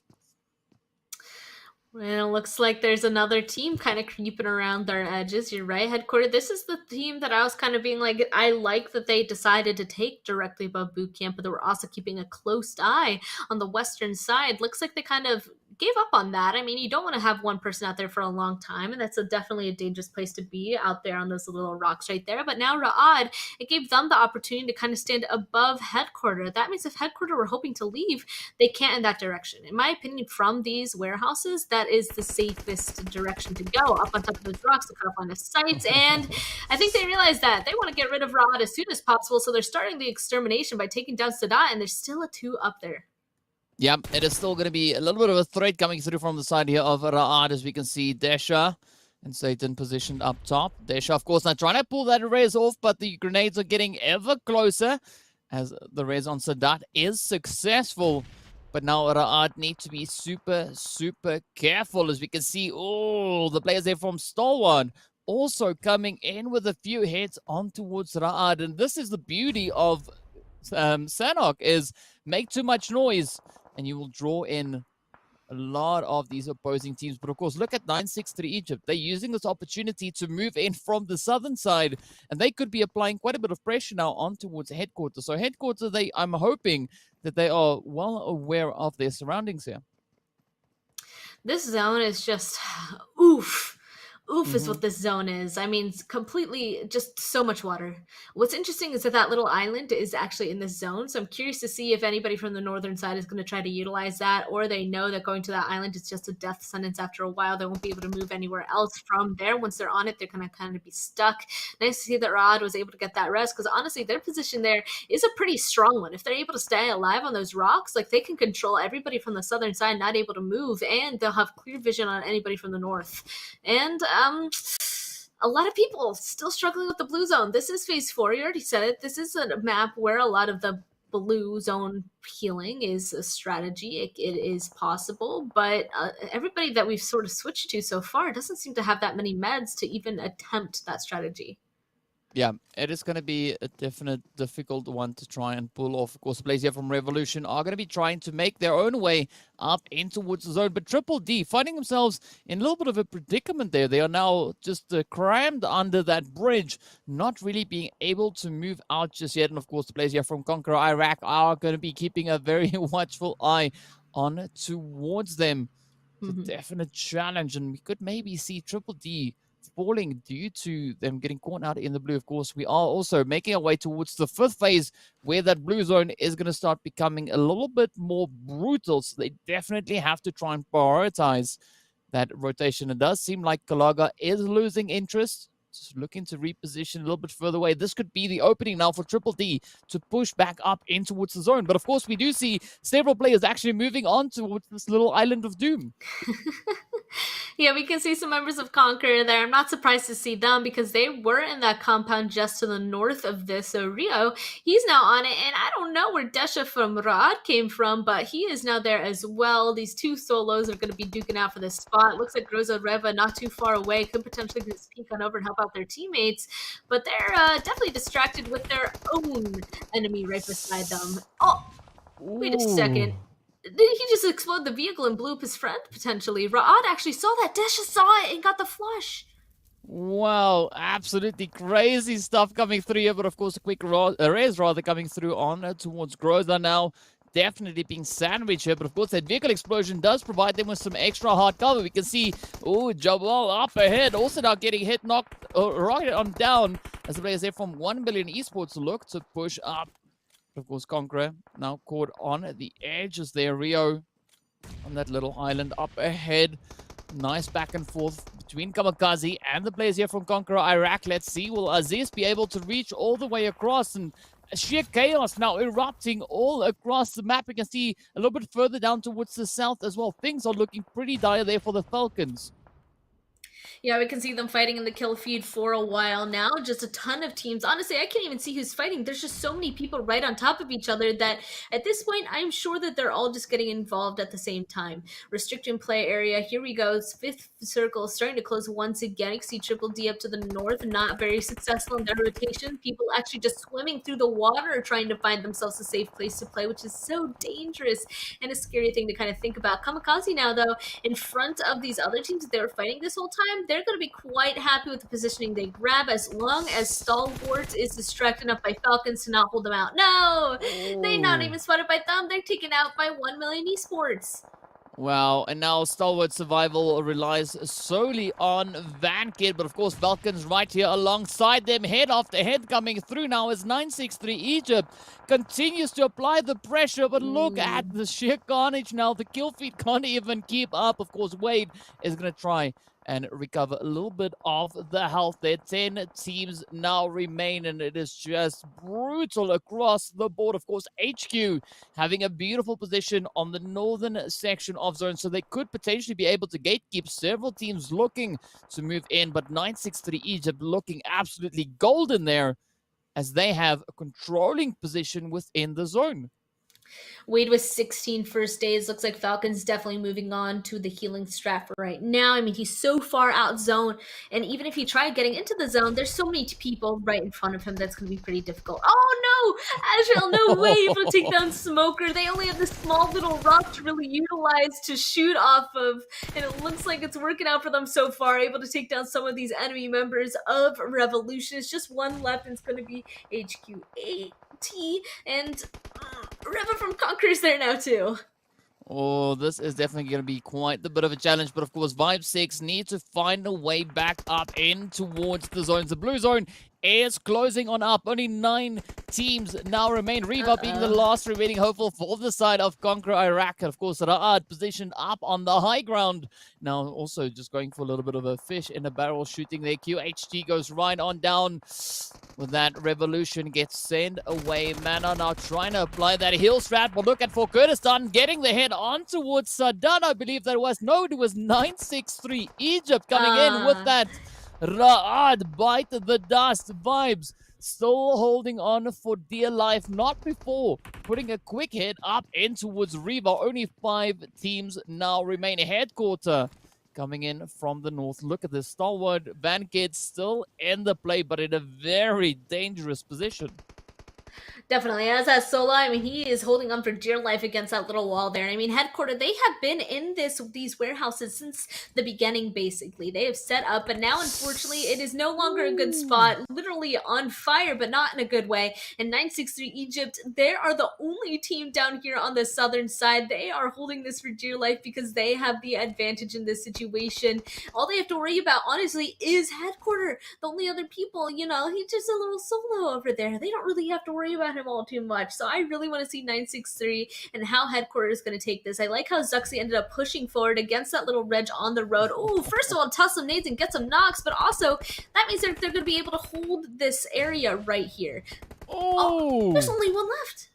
No, there's 2 left. Still, at least, well, this could be one now, depending on how these shots go. Coming in from Zuxi. Yes, indeed, they succeeded now. Headquarters go up in a 1v4 play against the players here from 963 Egypt. They want the chicken, they get the chicken, and they do so in beautiful, beautiful fashion. Absolutely amazing stuff, and this is what we want to see. Teams stepping up and just holding strong all the way through. But I gotta say, though, Vibe 6 finished pretty well in this match, even though they got taken down by the blue zone, but I got to give it, though, 963 Egypt coming in with yet another winner chickens. And, of course, let's jump into those match rankings to see how many points the teams were able to bring home. It looks like in that first spot, of course, 963 Egypt got the win, got the 8 kills, 23 total points. I mean, they're able to just hold that southern side of the zone so flawlessly. In Headquarter, I feel like the only thing that they could really have done there is they just needed to get that starting knock on a 963 Egypt if they're hoping to make that cross and get that chicken dinner from them instead. But they still got second, got 2 kills, 14 points, still a good amount of kills to pick up. Same with Stalwart. It's still the same 2 teams, 963 and Stalwart. It seems like whenever one of them does well, so does the other. Yeah, definitely. I can agree with you on that one. But of course, I said, you know, Headquarters is going to be a team to watch out for, and they definitely delivered on that front. But of course, you got to look at the plays there for Kurdistan as well. Yeah. Some heavy hitting plays coming through from their side. Absolutely fantastic stuff. And I mean, that of course doing absolute wonders for them as it keeps them up in that top 4. But Vibe 6 right there, hot on their heels. I mean, some pretty impressive stuff. But of course, let's hop over on towards that second page to see where the teams are. Of course, Conqueror Iraq sitting right there with 4 points to their name. That only coming in from their placement points. And of course, KAMIKAZE still putting in the efforts. Unfortunately, not finding any placement points, but some really good elimination points. It just seems like there's a lot of fighting. There's a lot of fighting this entire game. Of course, that's how Sanhok honestly is. But even with the zone shifts, it made it even more difficult. So Conqueror Iraq, honestly, when we were watching them, they were fighting so many people, right? Like they were taking so many shots, shooting so many things, but they ended up not being able to really capitalize off of any of them. They still were able to stay alive, though. It's just the reses, everything that could have gone wrong for them to get kill points happened. So they got 0, still got 4 points in total, though. And at least they're able to still pick up a few, you know? Like in a match like this, you at least want to try to get like maybe 6 to 8 points per match to really keep yourself in the game. Yeah, but of course, as we saw, there were some pretty tough contenders in this last map on Salak. And of course, we were expecting it to be absolutely brutal. And well, no disappointment on that front whatsoever. But of course, we are going to be moving ever closer to our third match of the day, which would see us going to our second visit over on towards Erangel. So be sure to stay tuned. We'll be back in a short few moments with even more PUBG mobile action.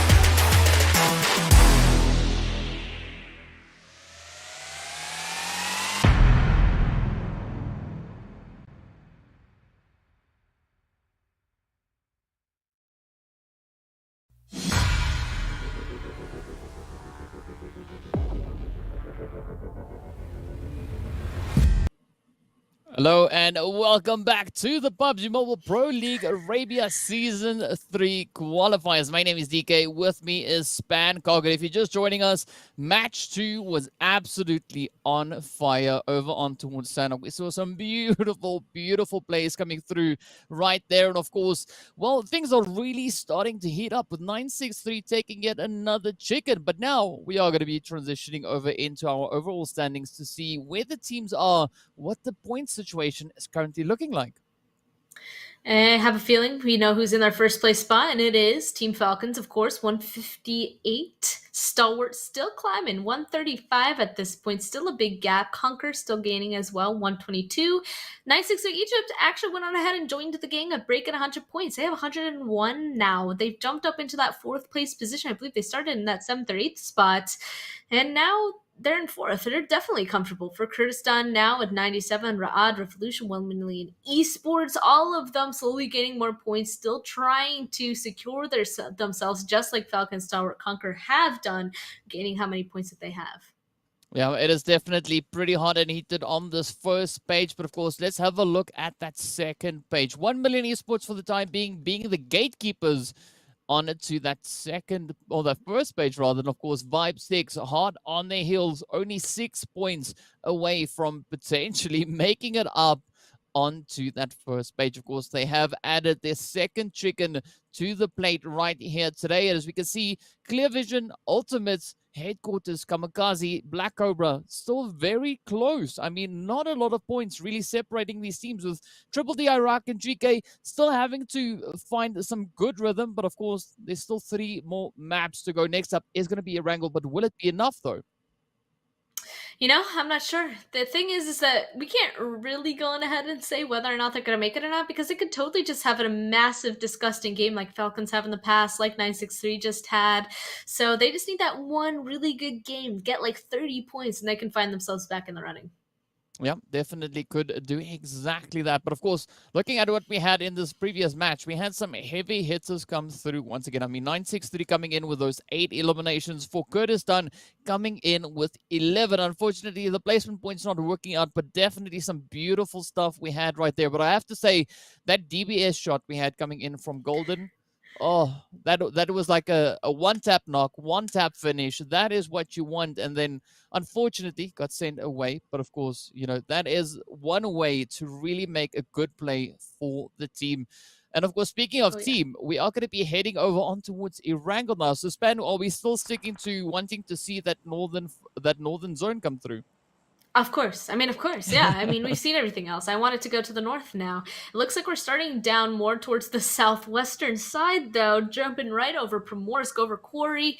And we are going to be kind of going towards the north up there, but it's so far a very southern plain path overall. And I mean, it seems like the zone usually just likes going to the complete opposite of where the plain path is. So if it continues to go on that, maybe I'll get a northern circle. Who knows? I'm still hoping. I still feel like that's really the next challenge that I want to see come out from these teams.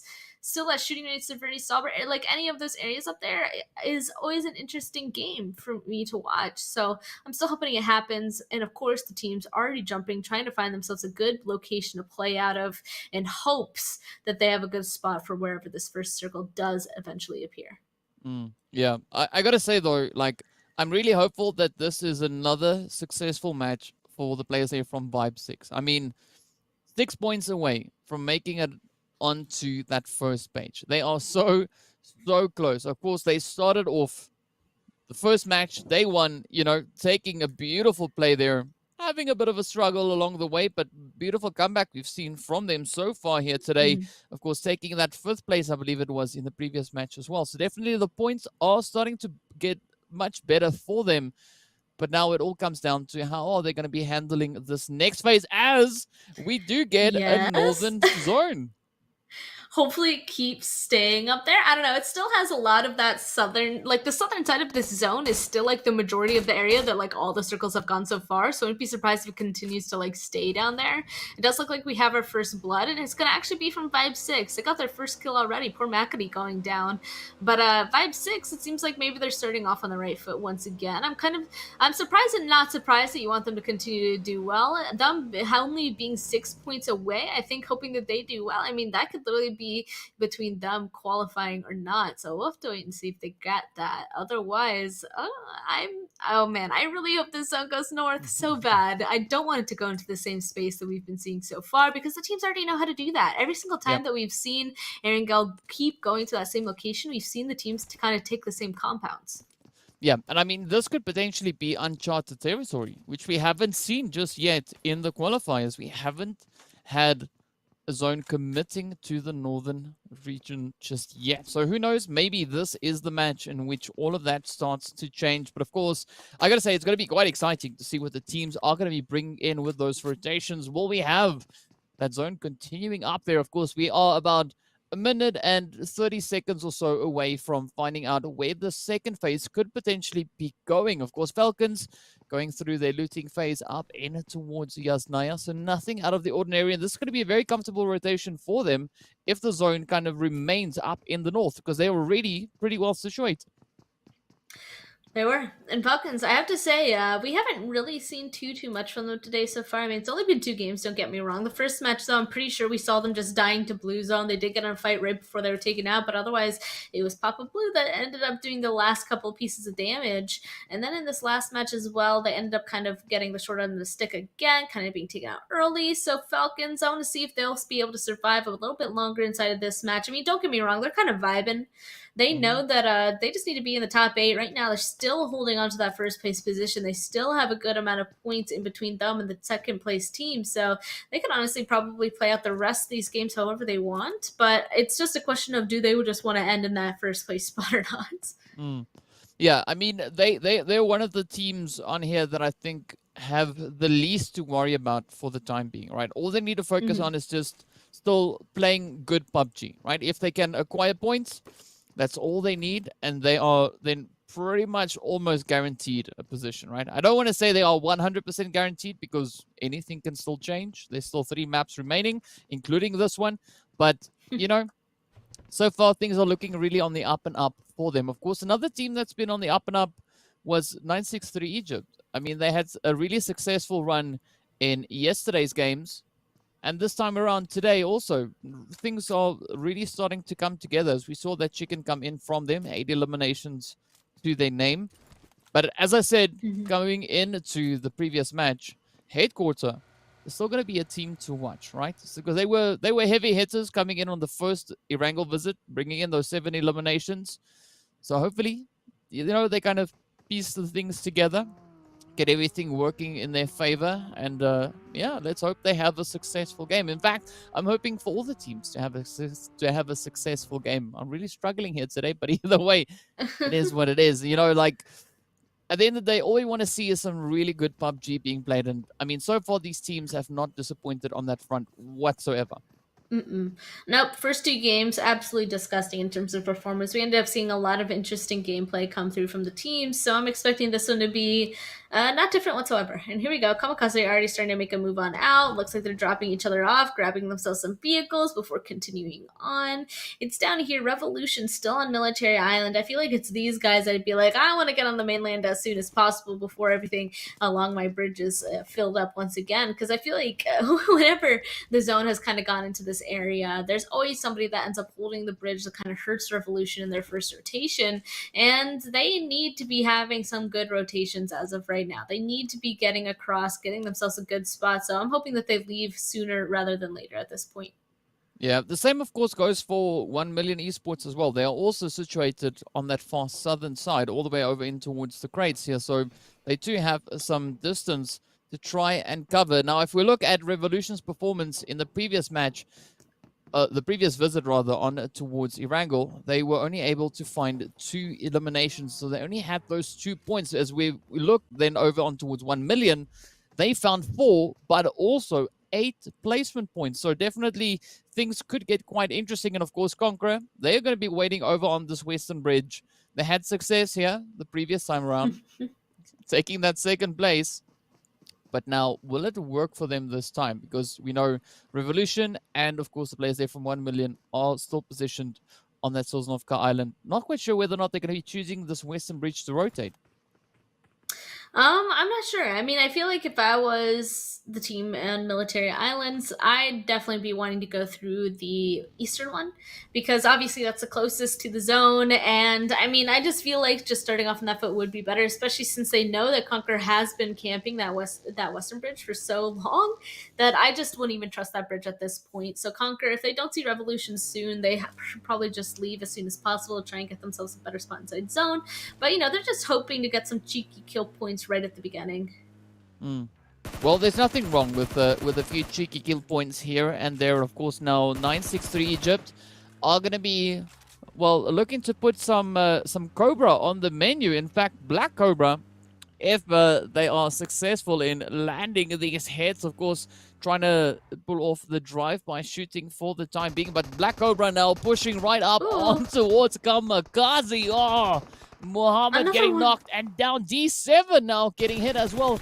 Aziz, fortunately, on the off-angle play there. Could be a little bit of a thorn in the side here for Black Cobra. But, of course, well, they have to now try and keep it all together. Of course, Desha right here alongside KAMIKAZE. A little bit of a treacherous position to potentially be in. But, of course, let's see now whether or not Desha will be able to hold their own. Yeah, Basha, I was a little bit surprised to see them going ahead and follow their teammate that was just ripped out of the vehicle immediately. But, they wanted to go ahead and try and take out these KAMIKAZE members. So sending one up close is definitely the best way to do so. Looks like they did get a knock behind them, too, that they might be able to just flush on out for a point. But here we go. Conte's trying to go up on top of the roof. This might be bad for Besha and their teammates just to the north. We'll have to wait and see. Here we go. Prepping some nades, though. They have to go on ahead and start this off with a bang because right now it's KAMIKAZE's advantage. They're the ones that have the building. It's Cobra that's going to have the hard job of infiltrating it. So Cobra, they honestly just need a knock of some sort immediately to hope to try and gain this compound. Oh, yes, indeed. They will have to try and do that. They also potentially may be looking at turning this compound into the snake nest. But will they be able to pull it off? We don't know, as we still have Philly and Mad Lol positioned up on the hilltop, just trying to keep a little bit of overwatch there before deciding to move on in. Basha still now trying to figure out which way to make this play, utilizing the smoke coverage there to try and just, ease up this current position. But, I mean, Othman, Kante, they're still holding strong. Aziz also now looking to rotate a little bit closer, trying to just add to the fortification.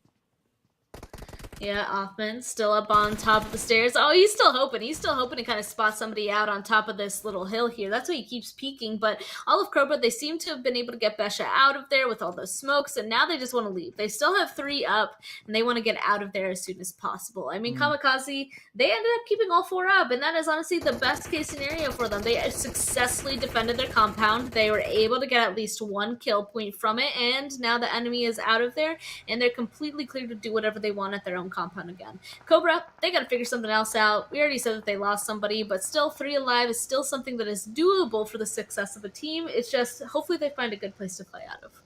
I gotta say, this is some pretty good situational awareness being shown here by Black Cobra. I mean, yes, they lost a play in the process, but they were at least able to save the rest of the team, turn around, reposition, and move elsewhere. So I think that was a really, really good call coming in there from them. But of course, now we look to see what the rest of the teams are going to be doing. Of course, players here from Kurdistan slowly making their way on up, relatively close to Malta, as we can see the hilltop also positioned up ahead of them.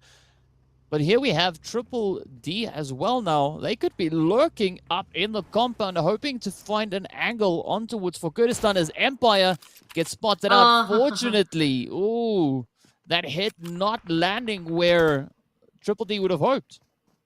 I was really hoping to see that bullet shot. I mean, we saw an knock so far in this tournament, but we haven't really seen any bulleties really be utilized. We've seen some of them be used, but not quite getting the knock just yet. So, man, I was kind of hoping that knock was going to be successful, not going to lie. It does also look like for Kurdistan finally making their way inside of this zone. They're just all the way on the eastern side. Take a look at that. They're just like, we're just going to send it all the way over here. Nobody can bother us from the east anymore because all that's there is water.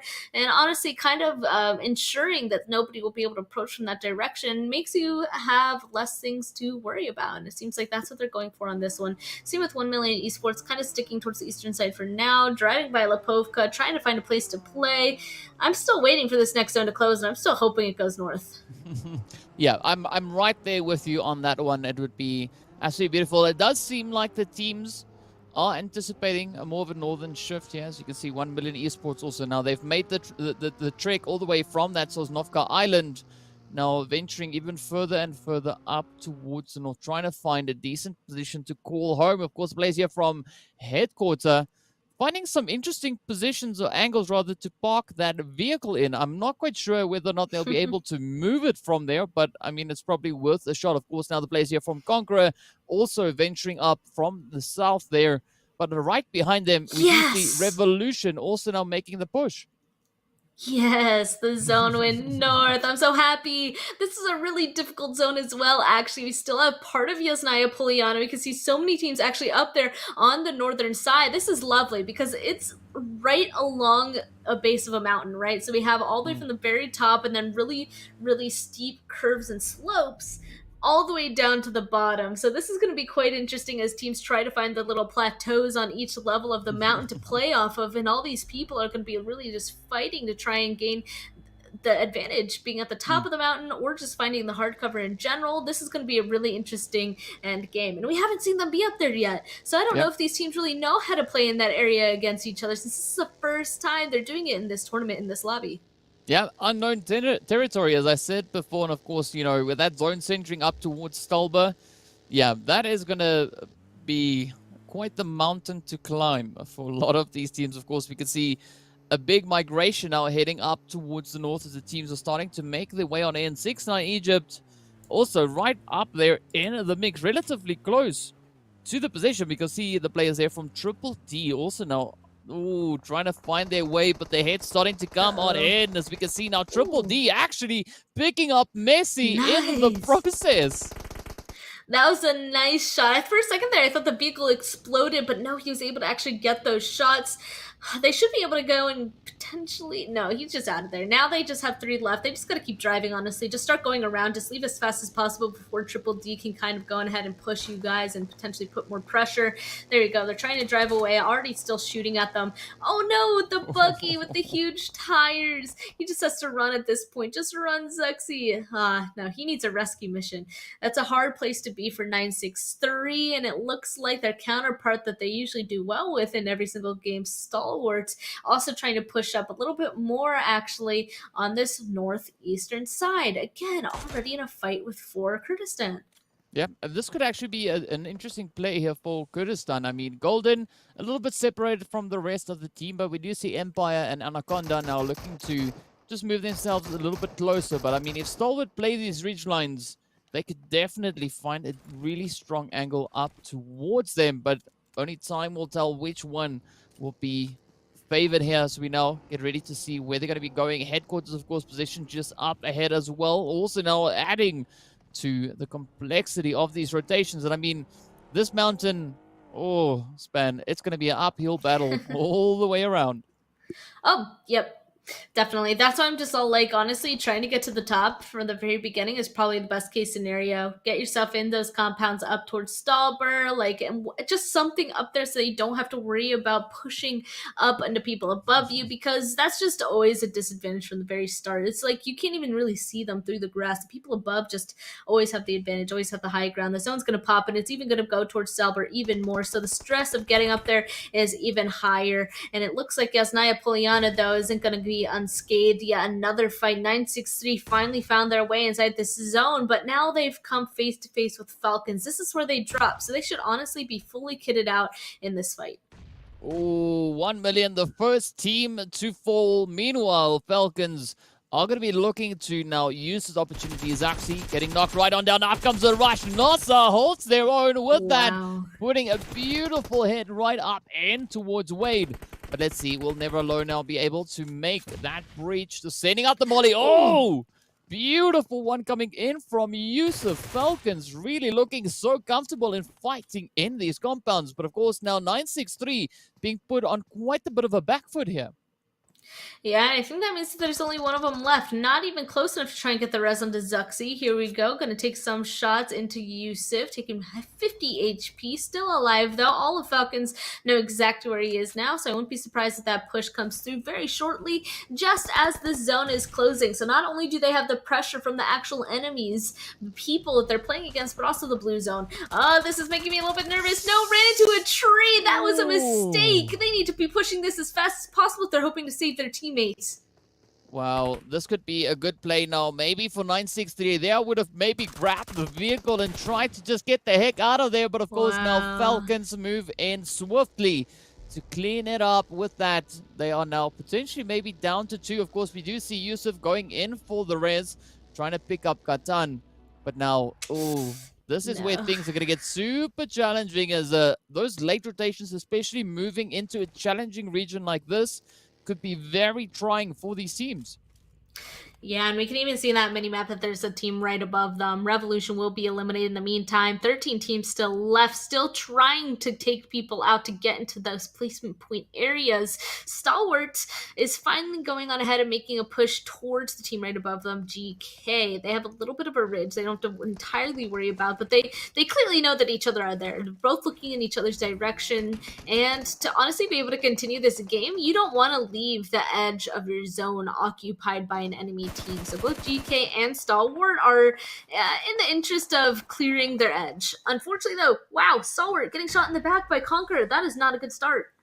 Oh, definitely not the most ideal play to have here. But of course, now Stalwart, they just need to try and hold on. But beautiful play coming through from the players there of GK now. Stalwart not really knowing which way to go. Do you also see the players there from Kurdistan also just moving ever closer? So this is looking to be a little bit like a Sanhok play as the teams are getting drawn in by the chaos up ahead. Of course, headquarter now finding a quick head on it to one of the Falcon players there.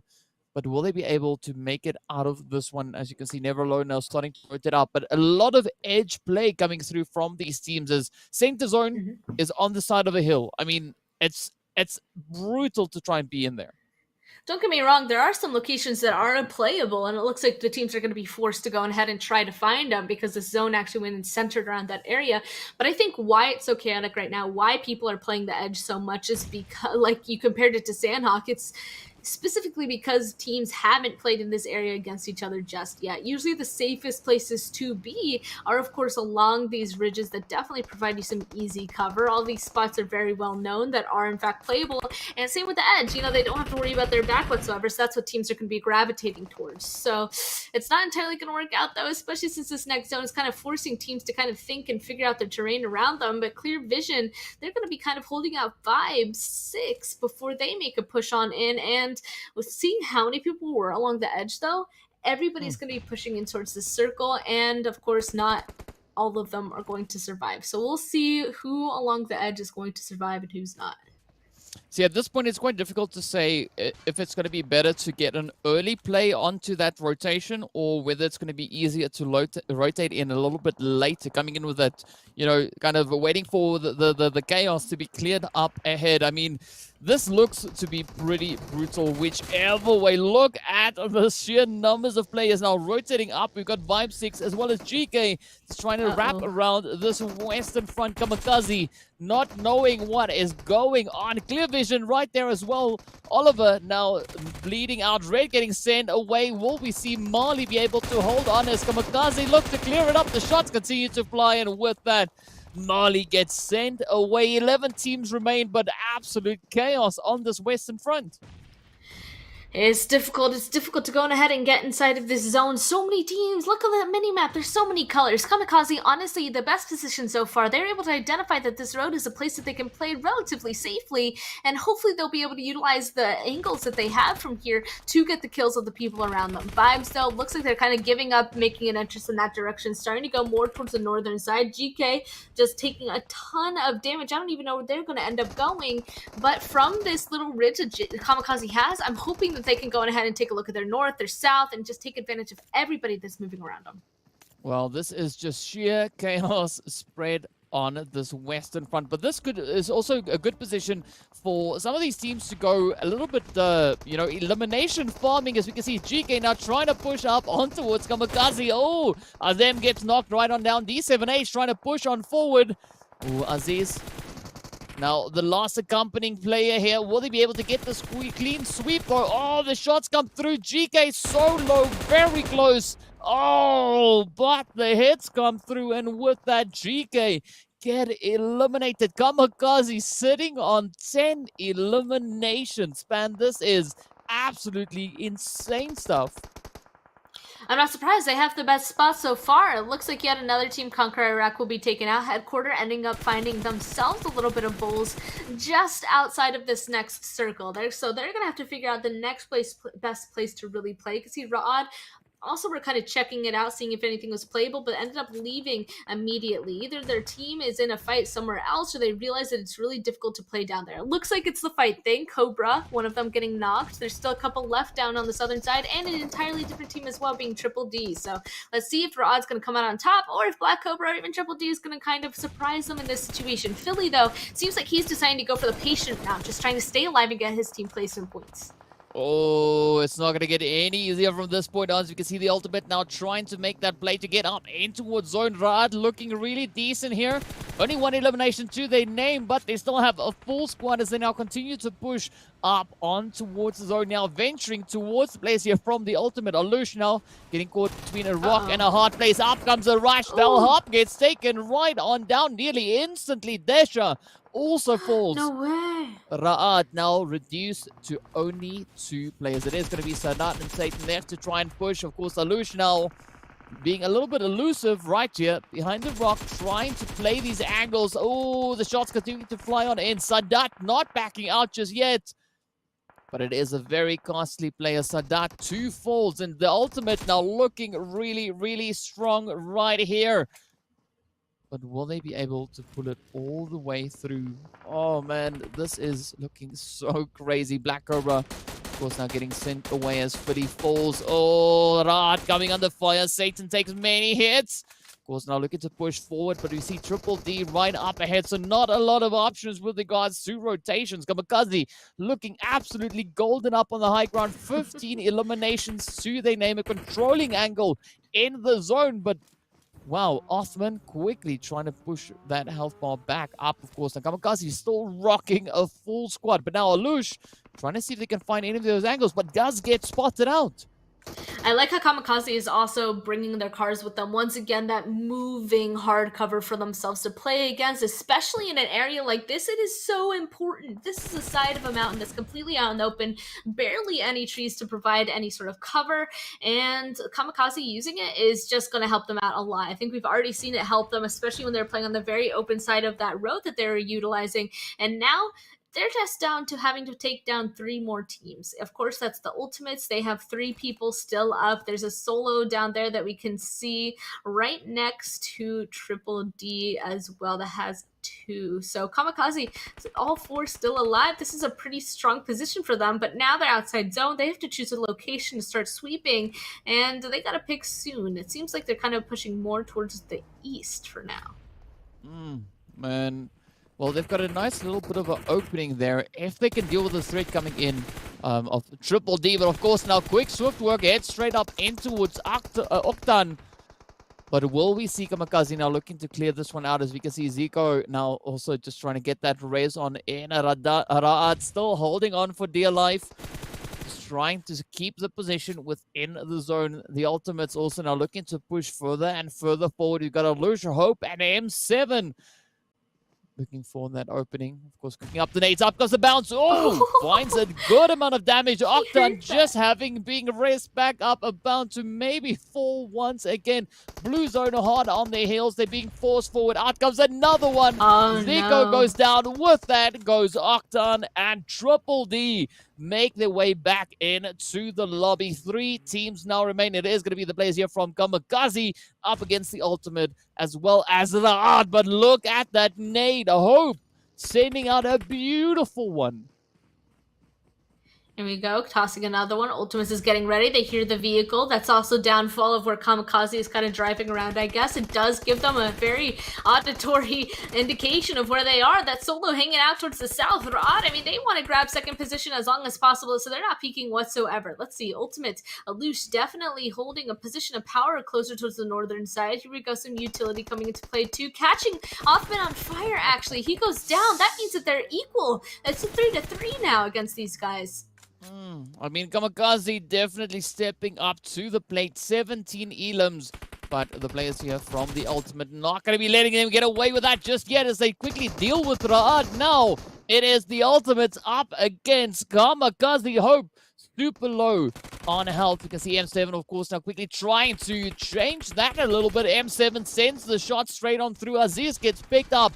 Now it is up to Kante, and of course the D7H to try and make that stand. Oh, the hits continuing to fly as M7 meets a few of those shots with that Aziz. Now gets confirmed, and it turns in favor of the Ultimate having a controlling number. But look at them just flexing their position as that flashbang gets sent on over. D7, Kante now having to try and figure out a way forward. You can see Hope keeping a very stationary angle here, just waiting for Kante to budge around that. Of course, can hear the footsteps. Up comes a potential play. Come on. Hope now getting put under pressure here as the rush comes in. Will they be able to close that out? Oh, down goes D7. Kante comes in with a play. M7 now up atop the hill alongside Alush.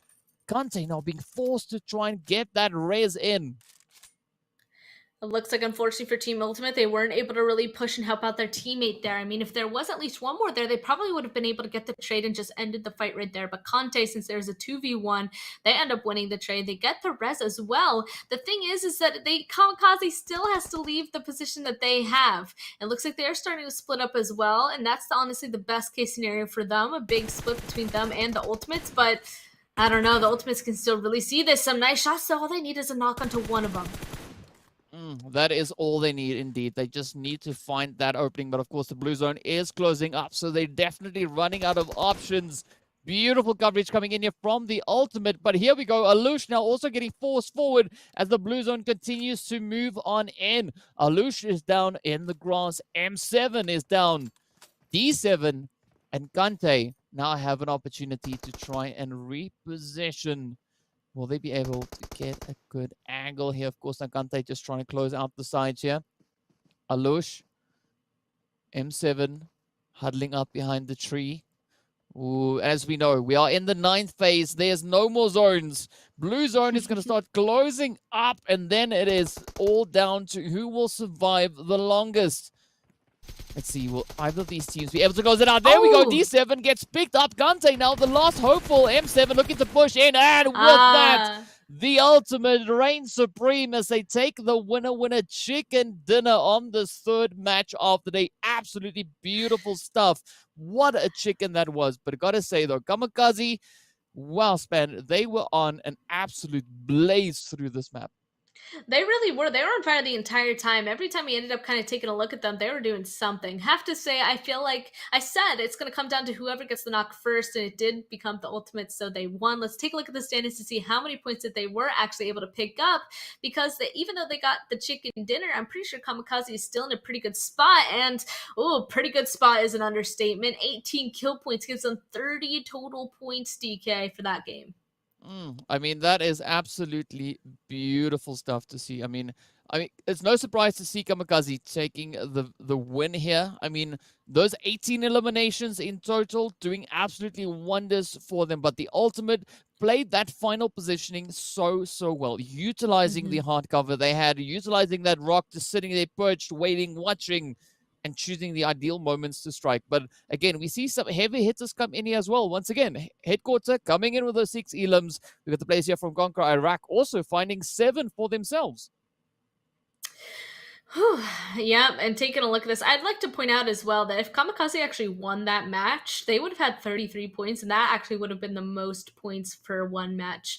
Because, I was kind of keeping that in my mind. Falcons currently has that position with 31 points, I believe. So Kamikaze almost broke it, but not quite. Mhm. Ultimates, I already said it. They were able to really kind of like walk circles around Kamikaze until the very end there. But let's take a look at the second page as well, because Stalwart with 5 points pulling on in that 8th place position, and 9th, it looks like it goes down to 4. So at least the majority of people were able to kind of grab themselves some points in this one, but it's really the teams that I want to look at that are on this second page, because you can see Team Falcons for Kurdistan, Clear Vision, Vibes, 963 Egypt. All of these teams are the ones in the overall that are on that left side of the leaderboard. So I kind of want to see once again how everything has moved around. Yeah, well, definitely quite a bit of moving coming through there. I mean, we wanted to see that northern phase. That is exactly what we got, and what a beautiful performance that was. I mean, Stolber is a challenge in and of itself, especially with where these last few zones just moved into, making it so difficult. But the teams, once again, stepping up to the challenge, holding their own, bringing forward some beautiful PUBG gameplay. And of course, speaking of which, we are going to be moving into a quick break. We've got 2 more maps to go. Don't go anywhere. We'll see you guys right back after a short few minutes.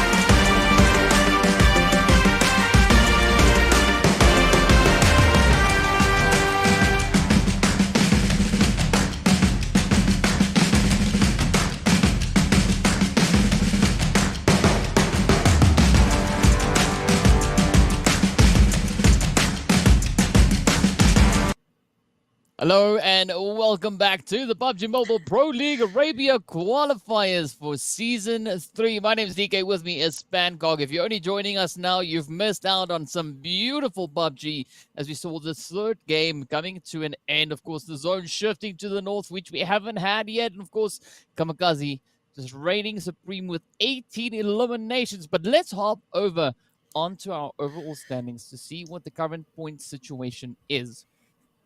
Reminder that these guys want to be in the top 8 after these last 2 games. So right now, this is our top 8. You can see Team Falcons still holding strong to the first place, 162 points. Then Stalwart Conqueror, Ra'ad, 963 Egypt for Kurdistan. And look at that, KAMIKAZE in that 7th place position now. They were on that second page last time we went on ahead and took a look at it, but after just one match, second place, 18 kills, 30 points. Like, they're in that 7th place spot with 98 points now. The Ultimate's now in 8th, though, with a 95. That just means our cutoff points is just increasing as each match goes by. KAMIKAZE, the only one actually on this page with 0 winner chicken dinner so far. And I know that the Ultimates, whoever is behind them, is not that far away.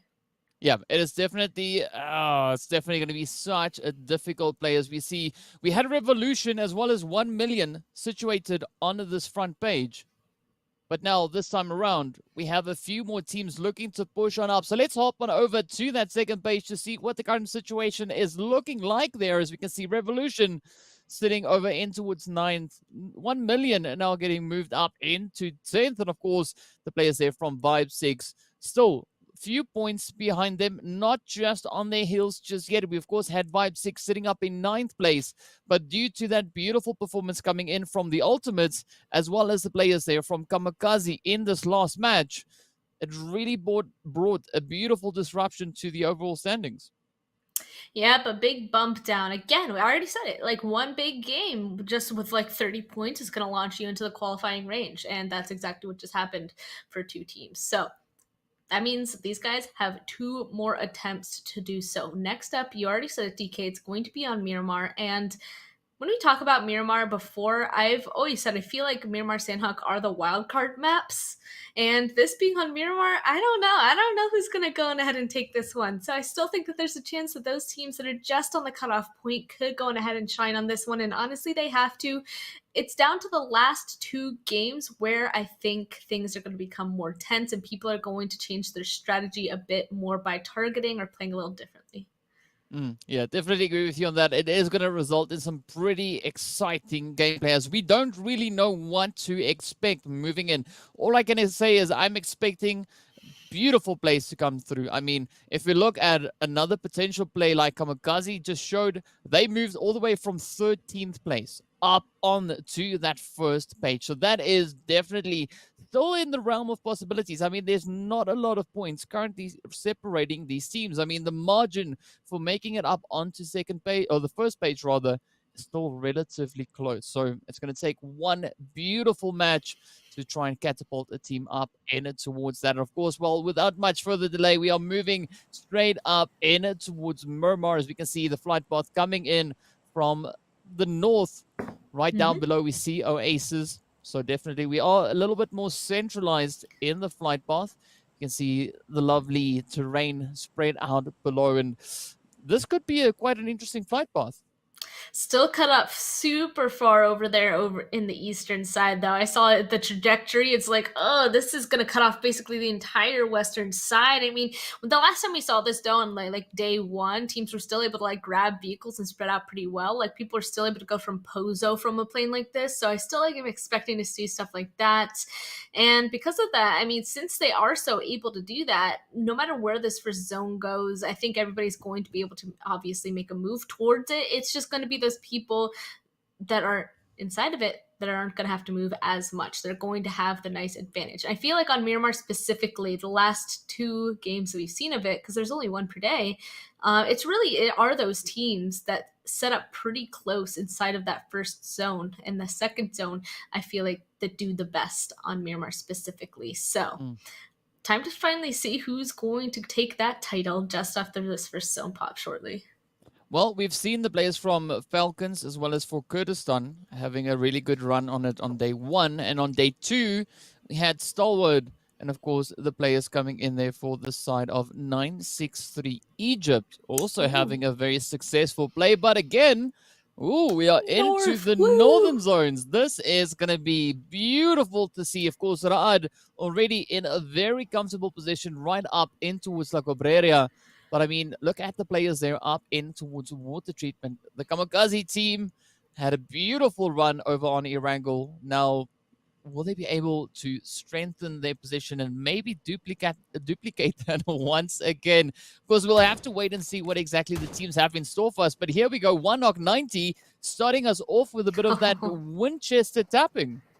I was really hoping he was going to hit that. I'm not going to lie. I mean, obviously that would have been horrible for 963 Egypt. That would have just been the end for one of them, I think. But the win, you barely get to see that. There's not that many chances to see a Winchester. It's only in these very first fights that we see them actually be utilized. And that's because usually right when you find a next gun, you just got to get rid of it immediately. But it does look like the time is over. 963 will just be able to go ahead and loot up the compounds that they have. And the others are just going to start retreating up towards San Martin, where they can continue their looting up there. We can see the rest of them inside vehicles, slowly trying to get closer to wherever they're going to be looting. And I'm excited for this northern zone once again, because once again, we haven't really seen it happen on this map. So all these teams kind of going into uncharted territory once more. I want to see what comes out of it. And you already pointed out Raad, GEEKAY, a couple of teams up there on the northern side have a great starting point. They're barely by anybody. If I was any of the teams, I'd want to be Raad, because that is a fresh starting point. Honestly, they could leave at any time and they'd get themselves a great spot in this zone. Yeah, they definitely could have a very favorable play depending on how they play these next few phases. But of course, now this is where the hustle is going to be real. A lot of teams now trying to make their way on through. Of course, we got the players here from Black Cobra all the way down towards the mine. Now, just trying to find a good spot to get their looting done. Of course, not a lot of options really in this region, as you've got a few scattered buildings here and there.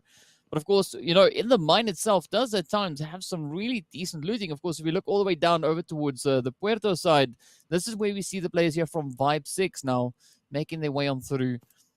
And I'm curious to see what Vibe 6 is going to be bringing in right here on towards Miramar. You know, like we've seen them before. The first visit rather on Miramar, they weren't successful in finding any eliminations, as they were the first team sent away. Of course, the second time around, just yesterday, they at least found 2 eliminations and came in with that 8th place finish. So definitely improvement there, but will we see that rise continue through here today as well? Time to wait and see. A lot of these teams down here, they're going to have to be making a move on quite shortly. We can see that the next zone has already started moving. This is blue.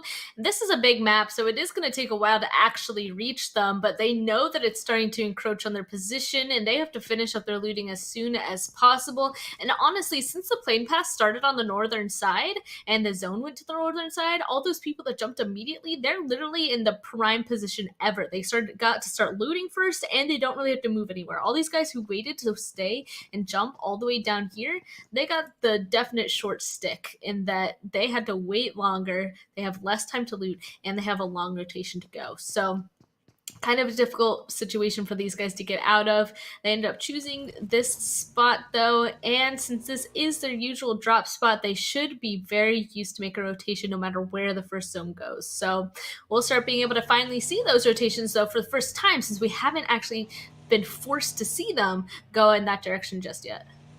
Yeah, it's going to be quite interesting, definitely, where these teams will be moving up into. But look at this, Rex now from Revolution, trying to get the hits up in towards Othman. KAMIKAZE now coming under fire. Aziz also is just trying to duck, dip, dive, and dodge the bullets as they continue to fly on through. Aziz does get picked up. Rex finds the second one as well.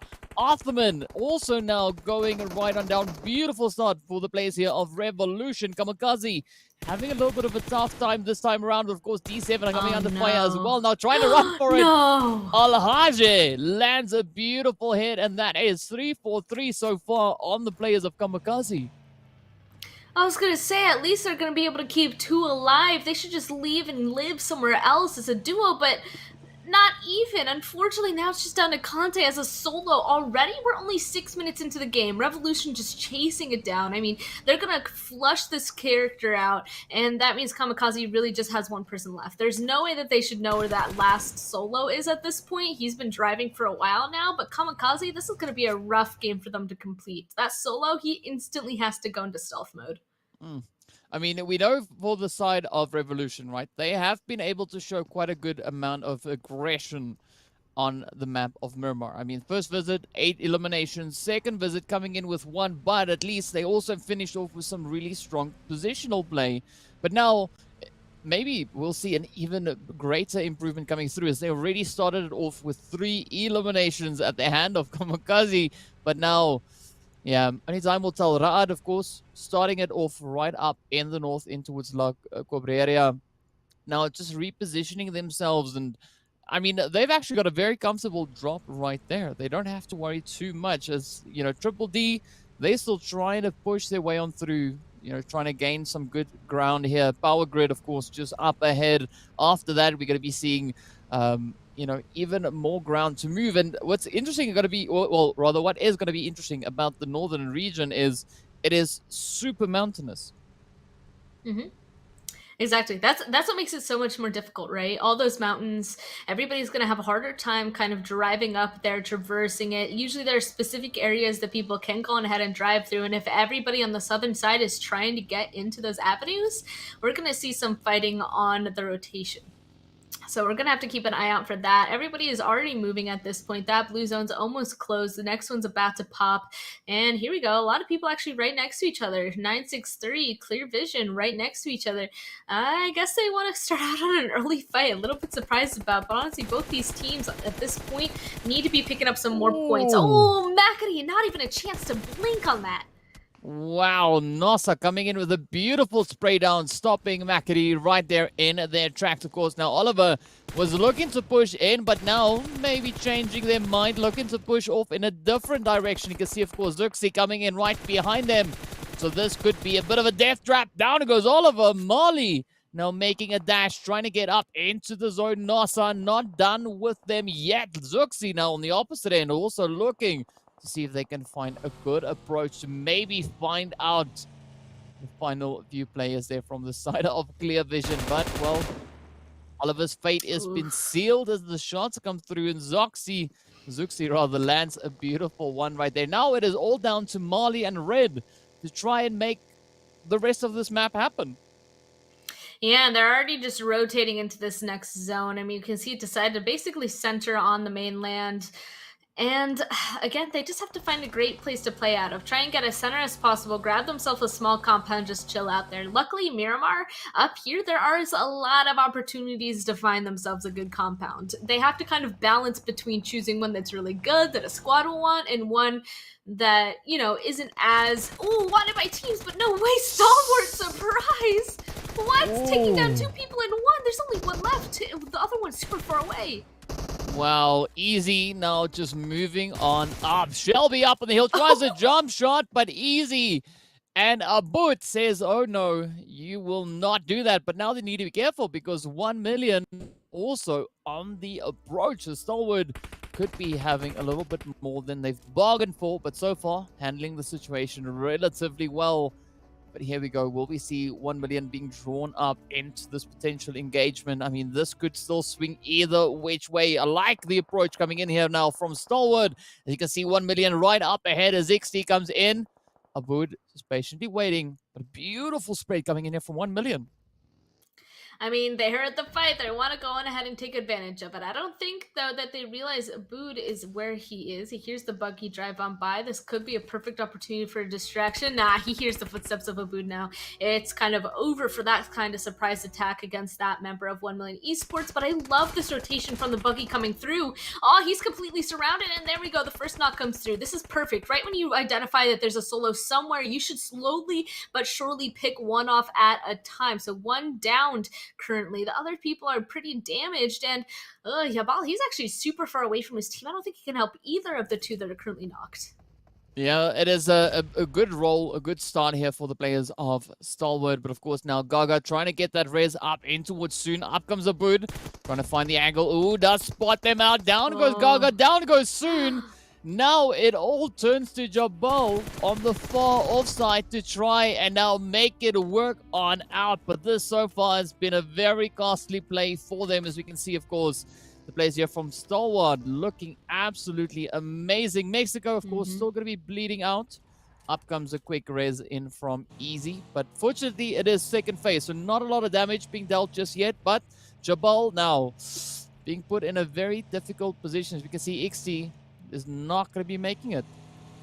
Not at all. Jabal at this point, once again, just has to survive for the team. So now we officially have two solos out there holding it down for their team in the second to last match of these qualifying games. Both teams need points, so they're going to be going for placement as much as possible. The thing is if they do survive until the late game, I've said it multiple times before, solos, they have either no power or all the power in end games. They can either be taken out immediately or they can completely ruin a game for a team, completely change the tides, basically choose who's going to be winning the match, and sometimes it is them.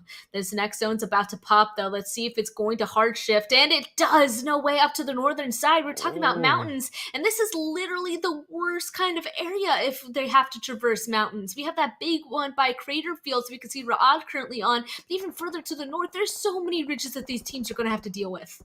Yeah, I mean, Falcons and Ra'ad looking absolutely fantastic in their setup in this phase. But of course, now we do see the players there from Clear Vision being the first team getting sent away. GK up on the hill now trying to dodge the bullets coming through for Kurdistan. But one knock 90, and the rest of the players here from Kurdistan now actually positioned down in the bowl. GK taking a really good spread, good coverage on the area down below. Yeah, but now they're not even inside of this next zone, so they're going to have to kind of figure out how they're going to deal with GK or a way to kind of disengage out of this little ravine that they found themselves in to get around them and get to the northern side. Because for Kurdistan, if they wait here for a long time, there's so many teams that are going to be making it in front of them, and we already said how hard it is to be driving up in the northern zone like this. It's going to be a rough one. GK, I feel like they're even kind of thinking about, do we want to stay here or do we just want to leave? They're kind of moving their vehicles around, getting shot up from the north and the southern side. I don't know. I wouldn't even want to be here anymore either. Ra'ad, they're in honestly the perfect spot. They're so spread out. They have that big ridge and they can see everything. Look, Sitin, even he can participate in fights from long, far away. Well, a good long-range spray coming through there for the side of Ra'ad. But now, I mean, now all they got to do is just keep the position and just pick away at the teams as they start rotating in. As of course, now the shots continue to fly down the hill.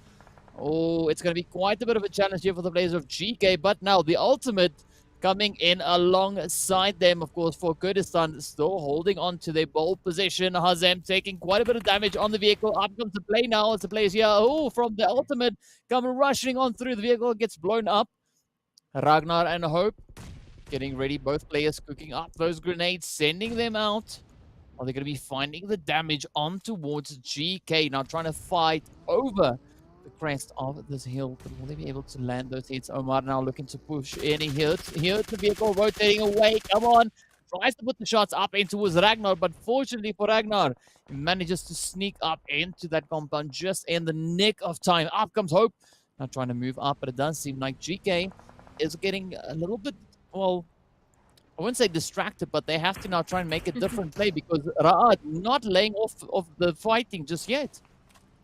No, GK has been having a rough time trying to actually make a rotation out of here. Definitely. Just, they were trying to hold somebody to the south. Now there's somebody in front of them. We have, of course, Ra'ad shooting them from the northern side. The zone's about to close, though, so they have to just get in their vehicles and start driving, honestly. As soon as they can get to this new zone, the better. The thing is now that it's shifted literally the furthest point away over there on the eastern side, there's so many teams in front of them. I don't know if they're going to be able to just drive on through safely. This is kind of a situation where you kind of have to wait for the people around you to move so you can just leapfrog behind them. Yeah, but it is going to be pretty tough. We see players there from headquarters now getting sent on back. 9-6-3 Egypt trying to put up a bit of a gatekeep on the southern edge of zone. Zone has just popped as we saw, but of course the timer is ticking away. Blue zone is going to start moving up momentarily. 9-6-3 reaches across Azuxi. extends it out, finds a bit of damage onto Alush, picks up the second one as well. Oh, up comes the third. Nice. Wow, beautiful two. consistency coming in. Will this third one be the one to do the job? Hope taking quite a bit of damage. Beautiful confirmation coming through with that. Hope goes down. 963 Egypt succeed in finding beautiful hits right there on towards the ultimate.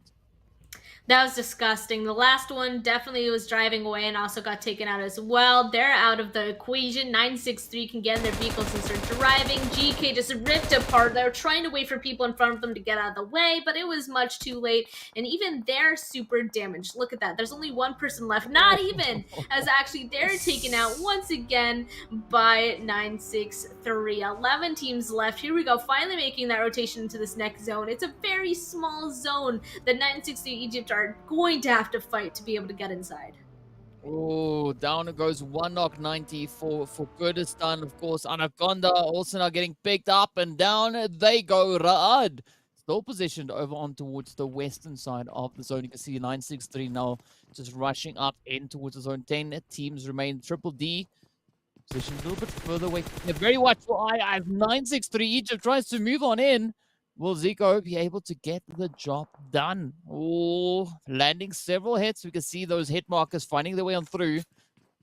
Zico and the rest of the team here from Triple D trying to stay pretty aware of the surrounding area. You can see Kante off in the distance, focusing on towards Ra'ad.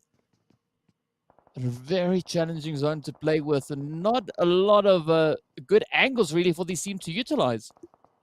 No, not at all. This is literally the last place that you want to be, but in a zone like this where they were coming in so late, like they're lucky to honestly have gotten anything. Later on, if the zone does shift towards the east, let's say once again, they will be able to use the side of the mound that they're right beside, but right now they can't because of Triple D Iraq in this compound just to the north of them that'll be able to see them kind of pushing up that hill. So it's just a waiting game at this point. Revolution, honestly, one of the best spots in this zone. They're in a compound that's high up. It's hard to go on ahead and run up on, and they have a lot of nice sight lines on everybody around them. Cobra, I would say that they arguably have one of the good spots too up on the northern side, but they're kind of getting a little bit bopped back and forth, a little bit more of damage as they're hiding behind these little ridges here. Yeah, they're definitely going to be put to the test. Of course, we can see a lot of edge positioning coming through from a lot of these teams. Falcons also up on towards the north. We can see Madlol now starting to move that vehicle a little bit further away, trying to potentially save it out. But the zone is getting ready to pop. It is going to be heading right on down towards Revolution. You've already said they are holding a beautiful compound, and now they get to show us what they can do with that controlling position. And all those teams that are just on the edge on the western side, I was thinking they're definitely gonna have to move from there, but they do not have to move whatsoever. They're so content with the location that they have. The only thing that I'd say is where Triple D is, that is such a large compound that if anybody is really desperate to be trying to get somewhere, I wouldn't be surprised if they choose that location to crash on. So we'll just have to wait and see how these teams are going to be traversing inside this next zone, because there's a lot of teams still alive. Still 10. This zone is much, much smaller once more. Cobra starting to make a move. Not quite sure where they're going. They're trying to pull into the compound that they have that's barely on the edge of zone. I guess we'll have to wait and see what they're going to do for the long run. Oh, Falcons crashing though. Yep. Talons out. Up they come. It is now Never Alone, the first one to crash into the compound. Black Cobra. Ooh, gonna have to try and defend this as best they can. Cooking up those grenades. Sending out quite a few already. Picking up a little bit of damage along the way on towards Falcons. But let's see if Black Cobra will be able to fend them off. Besha, of course, getting knocked right on down. It is now up to Philly, Madlol, and Muhammad to try and hold on. Oh, look at the damage. Wade gets picked up as Ra'ad Desha sneaks a cheeky hit in from the side there. I mean, this is a beautiful third-party play coming in from Ra'ad. Yeah, the western side, they have the sight lines. They're able to get one. I do think Wade might be able to get res. I think he actually is right now. Falcons, though, once you make a crash like this, really the best case scenario is you have to get a knock as soon as possible. Otherwise, if they wait too long, the Cobra, Falcons will know exactly where each other are, and any sort of surprise push or anything is just going to be even more difficult. So now that it's kind of lulled, the Falcons, it's going to be a hard time wiping this team out. Oh, they're on fire, though. Ooh, Falcons now finding that opportunity to come rushing nice. in, and they clear it up. Muhammad gets sent away. Black Cobras backing their bags, heading right back into the lobby. But now the Falcons need to be super careful. We got Revolution still holding on to that controlling position within the zone. Raad also just riding the edge. So we saw those third parties already finding their way on in. We can see CONQUEROR Rio also just positioned down below. Still quite a bit of fighting now coming in from that southern side, but Revolution having to defend. You can see 963 Egypt trying to push on in, but look at that cheeky shot now as QHT lands one right on towards Never Alone. Vibe 6 also still in the mix. Oh, come on, that Mosin almost finding its point. Want to see the Mosin tap? Come on, Smoker, move up. Yes. Oh. Do it. Do it again. They're trying real hard. That next zone pops actually, and the only team inside of this next one is Revolution. So honestly, if the Falcons had gotten a knock or two, like I wouldn't be surprised if they just instantly got in their vehicles and started driving. Because what else are they supposed to do? At least pull up into that little bowl just to the northern side of that compound. If they were able to find themselves a spot there, I'd be a little bit worried about the utility that Revolution might have. But at least they have a starting point to start making an aggressive push. You can see everybody else at this point just waiting as well. 963 honestly don't have that bad of a rotation point to go inside of. Again, just have to worry about their neighbors to the west, which is Triple D Iraq, and that's who they're keeping an eye on right now. That's who they have to worry about. Honestly, I don't think Triple D Iraq is going to be able to survive going into this next rotation because they have to worry about both 960 to their south and Raad to their north. It's going to be hard. Yeah, it is going to be a pretty tough play. But of course, if your name is Revolution, you're not going to be two-faced just yet, as they have still a beautiful position now, just trying to let it rip on towards Falcon, as they have no other choice. Falcons need to move on forward. Rex cooking up the nade, already getting that first knock onto Wade. Up comes Raad, down goes Del Hop. The push coming in, Raad and the Falcons about to meet each other. As you can see, of course, now Wade getting picked on up. Down goes Del Hop, getting sent away. Vibe 6 getting sent off into the lobby. Satan now trying to survive, hiding up behind that vehicle. Smoker trying to light it up, but fortunately, already quite a bit of damage has been dealt to the vehicle. Only 1 or 2 more taps left to go. And we could see it popping off right there. Desha and Sadat also now just utilizing the smoke cover they have. But here we go, 6 teams fighting it out. Sheer chaos now erupting once again. The teams are going into town. Down goes CONQUEROR. As we can see, Revolution picking up another hit. 90 lives. Beezy claps right on towards Desha. As Rex steps up, picks it up, and now it turns to Sadat and Satan to try and bring it all together. But down goes Satan as well. Rex now moving up. He is on an absolute roll. Sadat trying to duck in and out of the smoke, but down comes the hit. Is going to be able to make it, though. Look at the push from Rex, and down they go. Raad getting sent away.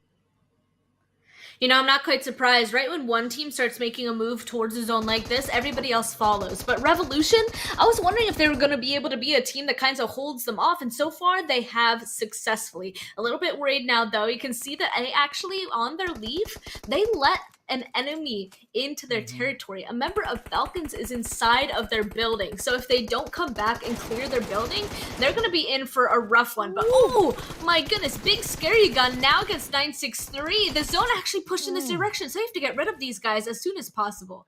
Well, Revolution on a rampage. 12 elims to their name. 2 knocks flying straight up into 963. Al-Hajj gets taken right on down as Zuxi finds a beautiful, well-placed molly. Yusuf could be a thorn in the side there for them, as you've mentioned. But now, of course, 963 Egypt trying to push on in. They pick up Smoker.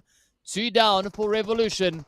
Oh, QHG and Rex, the 2 remaining hopefuls for the side. Look at this comeback now. Revolution don't really know which way to go. So many opponents pushing in, applying the pressure.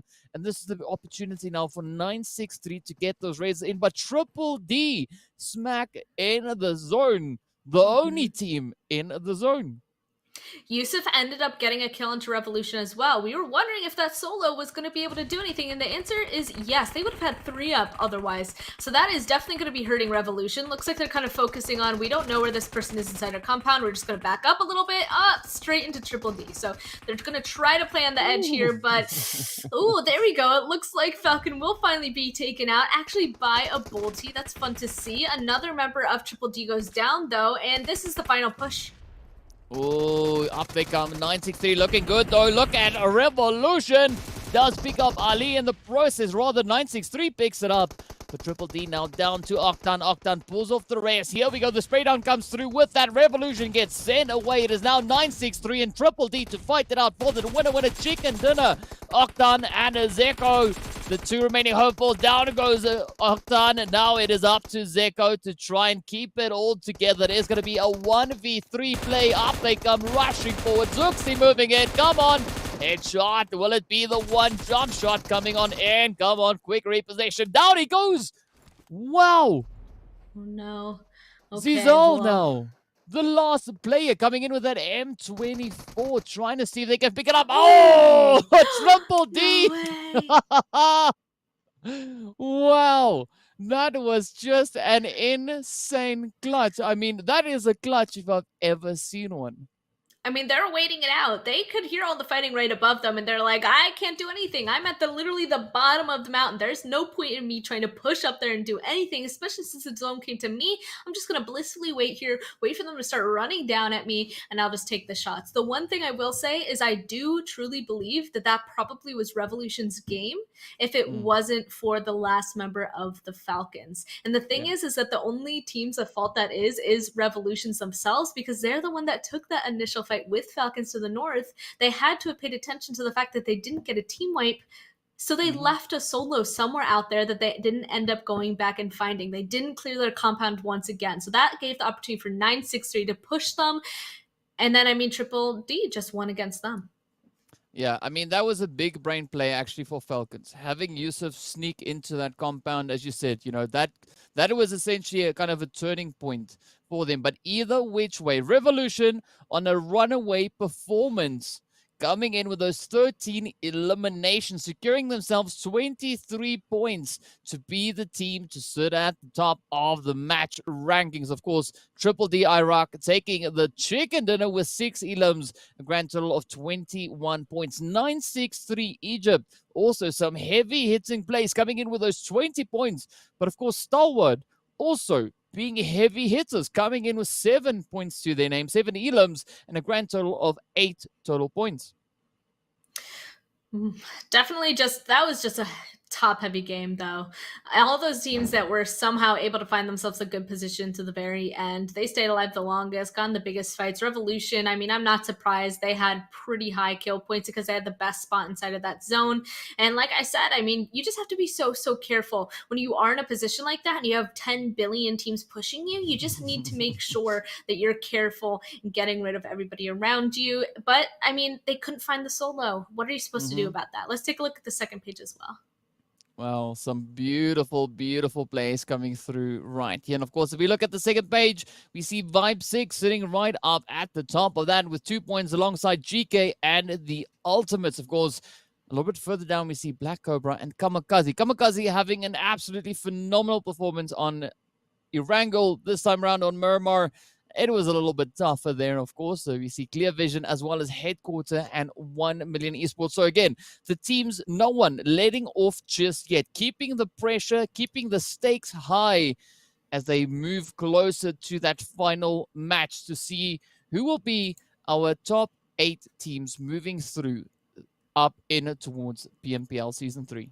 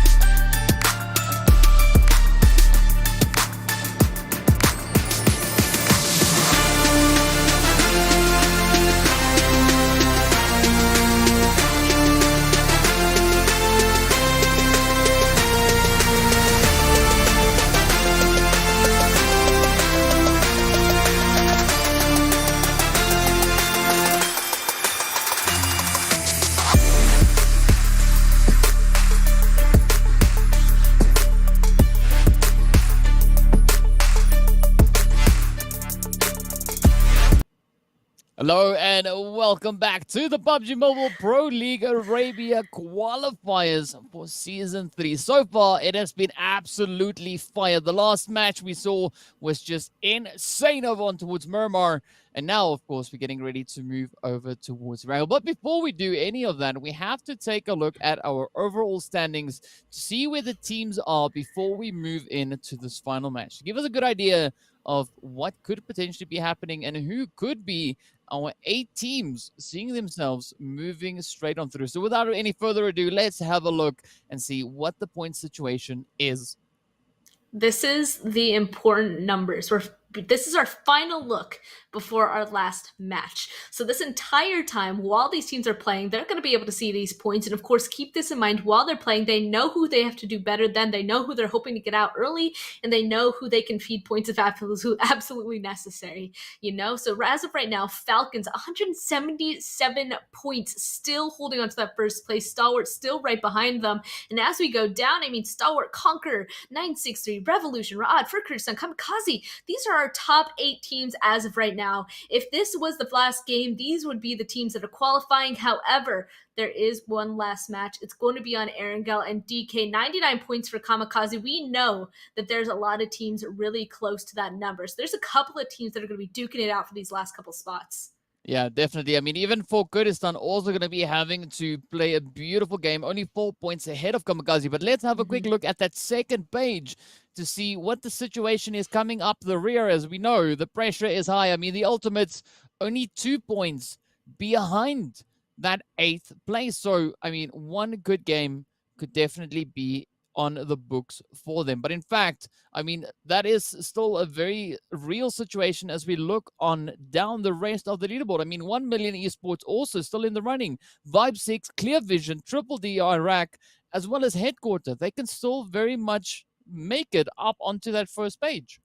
It's definitely going to be a little bit harder, though, because even 1 million Esports to the Ultimates is about 10 points there. It's totally doable in a singular game, right? But they have to do 10 points and more if they're hoping to overtake the Ultimates and those teams at 8th, 7th place. So honestly, below the Ultimates, it is still doable. It is going to be more difficult. The Ultimates and those couple teams right above them, they still have a much higher chance of continuing to get a lot of points in order to jump higher. So really, 1 million Esports, Vibes, Clear Vision, Triple D Iraq, Headquarter, they are going to literally have to be on their A game. They have to play this perfectly. We need to see all of these teams alive in the end game this time. Well, the stakes couldn't be any higher than they are right now. Only 8 teams make it through. Only 8. And it has been a neck-in-neck fight, especially today. We've seen teams come out of nowhere, stepping up with some beautiful performances. We had Vibe 6 in that first match. We had 963 Egypt, just showing us once again that they too are a formidable force to be reckoned with. And of course, we had the players there from Kamikaze finishing off with an 18 elimination game on our previous Erangel visit. And of course, Revolution coming in with a beautiful play in just this last Erangel match. So I've got to say, I'm quite excited to see what this final Erangel will have in store for us. Fingers crossed, maybe we get yet another Northern play coming in here. But who knows? It would be a beautiful way to end it off. But I think at the end of the day, I'll be satisfied with whichever way this flight path end zone goes. And it looks like we're starting right underneath Military Island. We're going to be sending it up towards Zarki. So all the way down to the southeast, all the way up to the northwest. Definitely more over to the western side. So that entire northeast is going to be completely open. A little bit more difficult for these teams to kind of get to, but not that bad whatsoever. This is a pretty good plane path for our last match. And the thing is, we've seen multiple times already today, at least 2, maybe even 3 times, where a team just absolutely just rocked out, gained a ton of points, and they were able to jump into the top 8. I feel like the chances of that happening is still pretty high.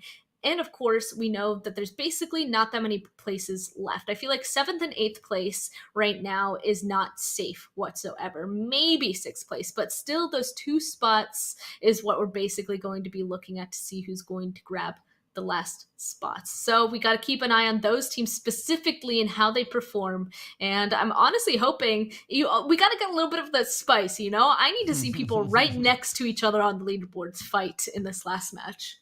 Yeah, I mean, I definitely hope that that is exactly what we'll be getting. So far, everything seems to be normal. Everything seems to be fine, right? We're waiting in anticipation. I'm on the edge of my chair here, trying to see where this next, or rather the first phase, the final first phase for the qualifiers will be taking us. It heads all the way over on towards the southeastern side. So definitely Again. the north is out of the mix. But I mean, a lot of these teams should be really satisfied with where this zone has popped. I mean, they've been playing these southern phases for a big majority of the qualifier.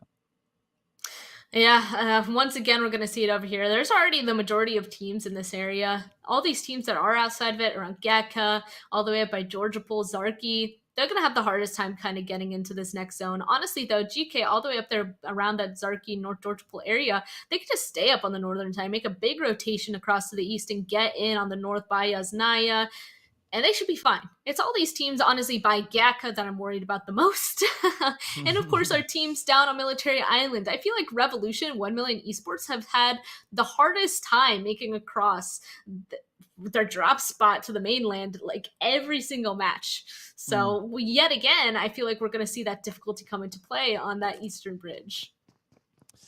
Yeah, I mean, it's going to be interesting to see. Hopefully, this next phase could be making it a little bit easier for them. Maybe staying further on towards that southeastern side. We'll just have to wait and see whether or not that that crossover on towards the mainland is going to be something that could be on the books for them. But for the time being, as we look on towards North George, we have the players here from GEEKAY and Clear Vision going through the looting phase. I mean, Makodi is a little bit too close for comfort there. Oliver also, as we can see just off in the distance, not the most comfortable position to be in, especially if you're trying to make a run to try and get even stronger positions, even more points, potentially to get up onto that leaderboard. But, you know, maybe this could still be pushed either which way rather.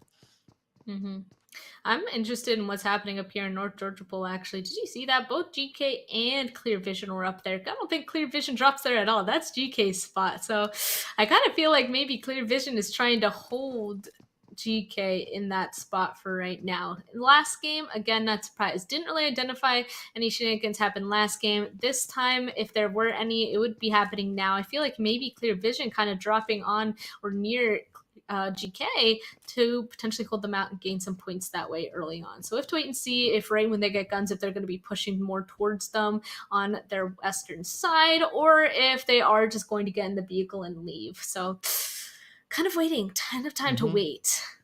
Yeah. Yeah. I mean, I don't know. We'll have to wait. That's all we can do for now. I mean, it is looting phase. As you said before, this is one of the most important phases, right? This is, to a certain degree, almost laying a bit of a foundation for your setup moving through the rest of the match. And so far, it does seem like KAMIKAZE are having some nice tranquility here to go about their business, get themselves all looted up. A good spot to be looting up towards school. And of course, if we look over on towards Malta, we have the players here from the Ultimate. They've also been showing some really interesting strategies coming through. I mean, the previous visit we had, they took that second place with 8 eliminations to their name. So I'm hopeful that we could see a strong performance coming from the Ultimates once again. Oop. And it looks like they're grabbing their vehicles. They're going to start making a move. You're right. I have a feeling that, I don't know. I'm still waiting for, honestly, like 1 Million Esports and Revolution to start leaving from down here. I want to see what they're going to do, if they're able to cross that bridge nicely, or if the Ultimates and Military are going to try holding them out, or even another team kind of go along that bridge. I don't know. I guess it depends on the teams that definitely need the points or not. Like, if they really needed to get kill points, they would potentially be holding this bridge right now. But I don't think that they're 100% committing to that. Vibes, a little bit worried for Vibes as well. They're in that position where they need to be holding onto points as much as possible, and they currently have a stinky spot when it comes to where they dropped compared to the zone. And, I mean, luckily it looks like they're already moving. This is a pretty good time to be leaving at, 5.5 minutes left. Yeah, especially seeing that the blue zone is starting to make its way on in.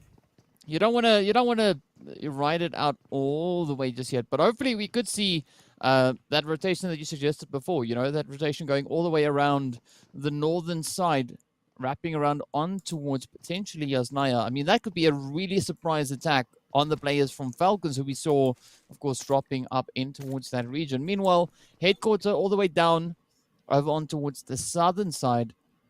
Now, sorry, yeah, this is over on towards that southwestern side.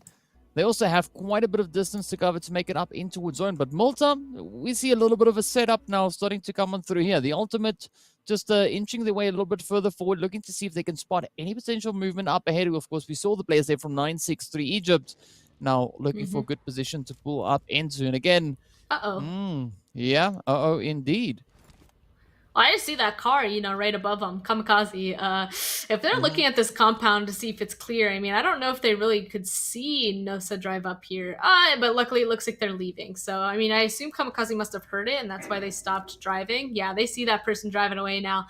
They could go ahead and do some damage in that direction and then potentially take that compound if they still really want it. But Kamikaze, they are like the kings, honestly, of taking this road spot up here. They always go here, it seems, for their first rotation, for their first grab. But I mean, I kind of complimented them last time they did this, because I really feel like this road is a pretty good spot when it comes to rotating safely and being able to gain information, because it's just a huge expanse all the way down across horizontally, this big map that they're able to gain information, especially in zones like this.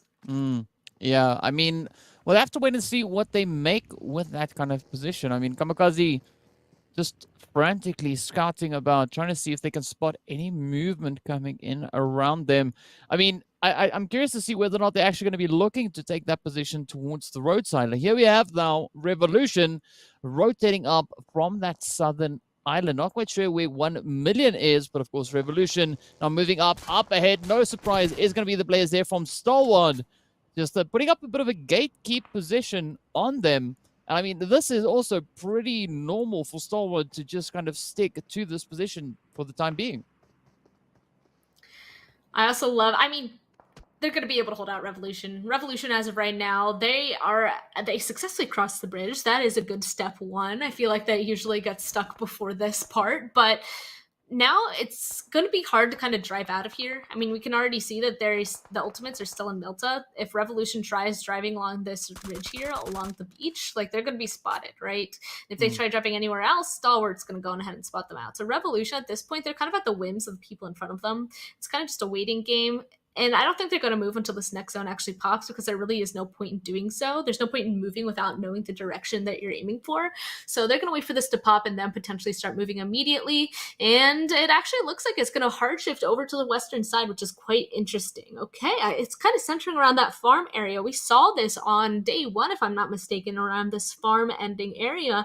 And it was absolutely insane when it came to people and the places that they were choosing. So now instantly everybody in vehicles, once again, this entire center part and all those compounds are free, and I'm sure that they're about to be occupied immediately in the next couple of seconds. Yeah, I definitely see that coming too as well. But of course now, we did see the players there from 1 million already moving up in towards Malta, with Revolution being the last team to rotate off of that Sosnovka Island. But quite a bit of congestion now coming in towards that eastern side of the zone. Meanwhile, Vibe 6 are going to be locking and loading, refueling their vehicles, getting ready to roll. They've already had quite a bit of success in our first match right here, coming in with those 10 elims and the chicken, trying to see if they can replicate that once again. But of course, now Cobra up on Potato Hill, keeping a very watchful eye towards the players there from Ra'ad, who we can see positioned down below. We got Desha, Delharp, and the rest of the squad. Now just looking to position themselves. Muhammad, not looking too phased just yet, all right? Already gathering the information. Up comes the rest of the squad. Now comes the decision-making play. Of course, 10 seconds remain on the clock. Blue Zone is going to start making its way on through. Of course, restricting that play zone once again. But Ra'ad now, looking to move a little bit further on towards that eastern side. But look at this, though. Revolution, Smoker, actually creeping all the way up towards the ultimate. Not satisfied with that position all the way down towards the south. But it's going to be so tricky for the rest of the team actually to sneak up that coastline as well. Oh, I mean, it's an unfortunate spot that Revolution has. I already kind of admitted it. If they go north, they're running into Team Ultimate. If they go anywhere else, they're running into Stalwart. Like, they're basically stuck. The only thing that I feel like they could do is if they kind of backed up from the bridge that they have right now, kind of go around that gas station down there and just hard go as far west as possible. And there is a compound along the water that they could potentially go on ahead and go to. But right now, they seem to not want to move, and it's unfortunate because if they try to, like I said, like 2 teams in front of them, it's difficult. It does look like Stalwart finally left, though. Look at that. So I think Revolution might be able to just go on ahead and backfill them. This is the perfect opportunity for them to actually get a little bit closer. But Smoker, I guess he's hoping to get Hope first. Ooh, wow. Yeah, that came really, really close. Of course, now Smoker just quickly ducking back into the smoke coverage that they were able to lay down. Hope, unfortunately, not feeling too much of a sting coming through from those utilities getting sent over, but Al-Hajj keeping a very watchful eye. Of course, Smoker now getting traded off. Ragnar and the rest of the squad there from the Ultimate still keeping a very, very watchful eye. I feel kind of sorry for Revolution here. Like, they're quite limited with their options, but if they play this one right while the Ultimate is looking away, they could potentially sneak up to where the players from Stalwart were positioned. I mean, I definitely think Revolution should be able to go on ahead and get the res on the Smoker, but I don't know if I would continue to push this direction because what is the goal? You know what I mean? Like, even if they got into Melter, right, and they got in this fight with the Team Ultimate, there's really no other point. The only point would be to get these kill points. Otherwise, like, taking Milta at this point isn't worthwhile, especially now that the zone has shifted. It's even less worthwhile. So they should go on ahead and backfill where Stalwart was previously, but as you can see, that's still not inside zone. They're going to have to slowly start leapfrogging into areas that are safe. Even Stalwart right now might continue to try to move from the position that they currently have. So I think that that's the aim that they should be focusing on, and they should do it as fast as possible. They need to get that res going because there's so many other people over on this eastern side that are already in their vehicles and making a go. But you know what, looking at this map now, I just realized that Conqueror, we saw them previously rotating up into the position where we see headquarters currently situated, right on the edge of the cliffside. But this time around, they actually went for a little bit of a different rotation, moving a little bit more inland. And had they gone to that position, I think that could have maybe been a bit of an interesting play there for them to make, because now they are caught in between 2 teams. We can see KAMIKAZE situated up towards that northern side. The heads now coming in from the south as well. And I'm worried that Conqueror might not be able to make it too much of a comfortable stand here as GEEKAY is slowly tapping away at them. But of course, you know, they need to be so careful because if they take too much of an engagement, it could definitely be drawing in quite a bit of attention. And of course, with that, we see for Kurdistan also now getting sent back into the lobby. Yep, they're out. Falcons got kills. Falcons, I feel like they always at least go out with a couple of kill points. At least they fought one team. It looks like they're about to fight another as 1 million Esports just drives on in. Almost ends up getting that knock. One more time, one more attempt at the spray, not quite. You can see the rest of them a little bit more over on that eastern side. Like, oh, well, I don't want to make a rotation towards shelter whatsoever. It's dangerous. But it actually looks like Lixie, are they hoping to take this fight with Yusuf? I'm not quite sure what the aim is, but all I know is they need to finish off this rotation because the zone is very far away from where they currently stand. And I guess Falcons, they're usually good at getting kill points, right? It's because they usually are fighting on the edge like this. But 1 million Esports, I don't think that they're in any kind of position to be taking a fight like this. Yeah, I mean, 1 million definitely will have to try and focus on their survival as they are 11 points away from potentially making it up in towards that 8th place. And of course, 11 points will put them on par with KAMIKAZE.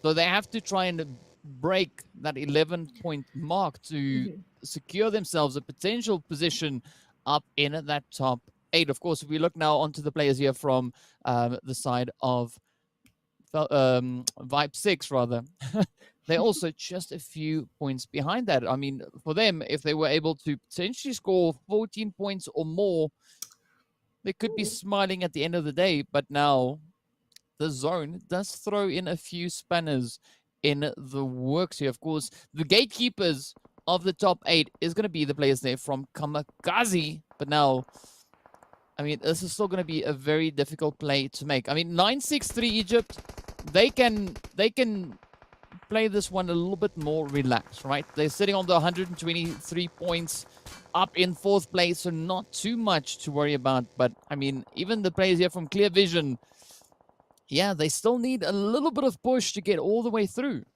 I'm going to be watching Cobra. Cobra right now is in the smack center of this next zone, and they definitely need the points. Right now, I think they're a little bit too spread out, so I want to see them condense and see how they're going to fight against the teams that are going to be rotating towards them now. 9-6-3, though, I mean, they realize the situation that they're in. The zone literally shifted as far away from them as possible. They can't really do anything except to wait for all those people in front of them to make a move, get into fights, and then they'll move in on blue zone. 5-6, ooh. Big fight right now, but at least they're able to go on ahead and get this res, and it looks like they have a lot of vehicles to choose from once they decide to move. Yeah, but I mean, this is going to be an absolutely crucial play here for Vibe 6. If they are looking to make any kind of stand here, they need to get their numbers up. They need to survive. Of course, GEEKAY could be a bit of a thorn in the side right there for them. They definitely need to keep a very, very watchful eye on this position and play it as best they possibly can. But of course, meanwhile, the players there from Stalwart are going to be continuing with their own efforts. As we can see, Revolution are coming under heavy fire as Triple D and Stalwart land some devastating hits right on towards them. With that, as we can see, Revolution now currently up in 5th. So now we need to wait and see where the rest of these teams are going to be going. Meanwhile, 9-6-3 Egypt are going to be applying the pressure right here on towards KAMIKAZE. Beautiful retaliation coming in from KAMIKAZE, though. Yep, and they're getting one knock. 2 of them are already in the building, though. They're going to have to deal with that immediately. 2 members from KAMIKAZE upstairs. There we go. A 3rd one's going to be coming. So all of them are upstairs right now. 9-6-3 has infiltrated their spots. They have to get rid of them as fast as possible. One of them's still outside downstairs. That's a little scary, but it looks like the fire works. Wow, KAMIKAZE trying their utmost to secure their position. Currently situated up in that 8th place. Come on, 2 eliminations under the belt as 9-6-3 Egypt gets sent on back. And well, as we know, 9-6-3 Egypt, they have now so far essentially secured their position for the time being. But the rest of the teams still in the play here. 13 teams remain. Revolution down for the count. Oh, but let's see what is going to be happening as the players here from the Ultimate now get ready to move on up a little bit further to the front line there. Just hot on the heels there of KAMIKAZE. In fact, 2 points behind coming into this match. No eliminations to speak of just yet. Of course, Triple D are going to be looking to make the push. Oh, trying to hold on. KONQUEROR Iraq trying to breach. Sending out those utils. Kalaga picking up Ali in the process. Octan also goes down. Ooh, what is going to happen? Well, here we go. Triple D Iraq prepping another nade. If he's able to hit this really well, that's going to be it for KONQUEROR, but it looks like he can't quite get into that side room where the majority of the members of KONQUEROR are inside. Instantly jumping out, though. They know that they have to get rid of the people above them, but they've already got those knocks. It's only one person left outside downstairs, but I don't think they've realized it just yet. They know Fox is somewhere. There we go. Some more nades. We can't quite catch him out. And I was going to say, how is he not being shot at by somebody else? But it looks like he will in fact be shot out by Garoza. He is gone, and KAMIKAZE is still just to the north of them. They're very much on the edge of zone. If we take a look at the minimap, once again, there's a couple solos down there. It's not over for KONQUEROR. No, definitely not over just yet, but of course they're going to continue to try and tap away. Vibe 6 now feeling the pressure as headquarters comes crashing rather up in towards them. Oh, will they be able to hold them at bay? Headquarters now down to only a select few. Of course, the same can be said there for Vibes, and down goes Mana. Oh, no, Vibes get sent away. Oh, so far up in 11th place. Of course, Headquarters now on a roll. Already 5 elims trying to pick up the rest of the squad. Black Cobra also positioned just up ahead, raising up Philly. So now they're back to 3. Or rather 4. But now the shots continuing to fly on in. They're not out of the woods just yet. Of course, Headquarters trying to make the most of their position over on towards this western side. But the rush going to be continuing to fly on in. Falcons getting sent away. 9 points to them. But let's see. Ra'ad also now looking relatively hopeful here. The Ultimates getting sent back as well. Oh, I don't know, Span. I'm not quite sure if this has been enough. For some of these teams, definitely not, unfortunately. Some of these teams needed a lot more than what they've gathered so far. I mean, if you take a look at the majority of the points, the highest being 9 for Falcons, Falcons don't need them necessarily, but all the rest, the max being 3, it's not looking too good. There still are some teams alive, though. They're just on the edge that need to go on ahead and have a huge game. So it's up to them if they're hoping to go ahead and disrupt what the top 8 is right now. Everybody else, like I said, below that, I think it's kind of over for them, but there's still a lot of opportunity in who's still alive right now. A team kind of stuck up to the northern sides, 1 million Esports. They have to figure out how to get down inside of what is safe. But as you can see from where everybody is right now, everything is already taken just below them in terms of a safe place to play. So I think it's going to be really difficult for them to figure anything else out. And the zone's about to pop as well. So they do not have time to make a move. I think at this point, the main fight is going to be between 1 million and KAMIKAZE, as these are the two teams essentially fighting to secure that final slot. I mean, 1 million were only a few points away, right? KAMIKAZE, they are the defenders, they are the gatekeepers of the top 8, right? Up comes Black Cobra, also now trying to push on forward. Ra'ad. Oh, here we go. The shots coming in. Besha rather getting knocked right on down. Dalhop getting picked up as well. Garrix now trying to make a bit of a play here. Ra'ad down to 3. Are they going to be able to push all the way through? Ra'ad already within the top 8 coming into this match. Here we go. Desha now taking several hits on the vehicle. Rushing forward. Garrix blows it up. Desha getting sent away. Oh, but down goes Garrix. Black Cobra now down to 3. No way. This zone, they're right on the edge too. We can still see that there's a couple more people. Ra'ad instantly going for that res. They need to as soon as possible before this blue zone starts making its move even closer to them. Cobra trying to get these reses are slowly healing on up. They need to make a move before Ra'ad gets up as well. On fire though, Philly, this isn't looking too good because not only are they having to deal with Ra'ad just above them, there's a team just to their south as well that's kind of pestering them. We're starting to bring in some vehicles as well. I mean, headquarter, they need these points, they want them. Looks like unfortunately for Shelby, they go down, but there's still a lot of them ever still alive that need to take a clear. They need to clear out Cobra and grab that spot for this next zone.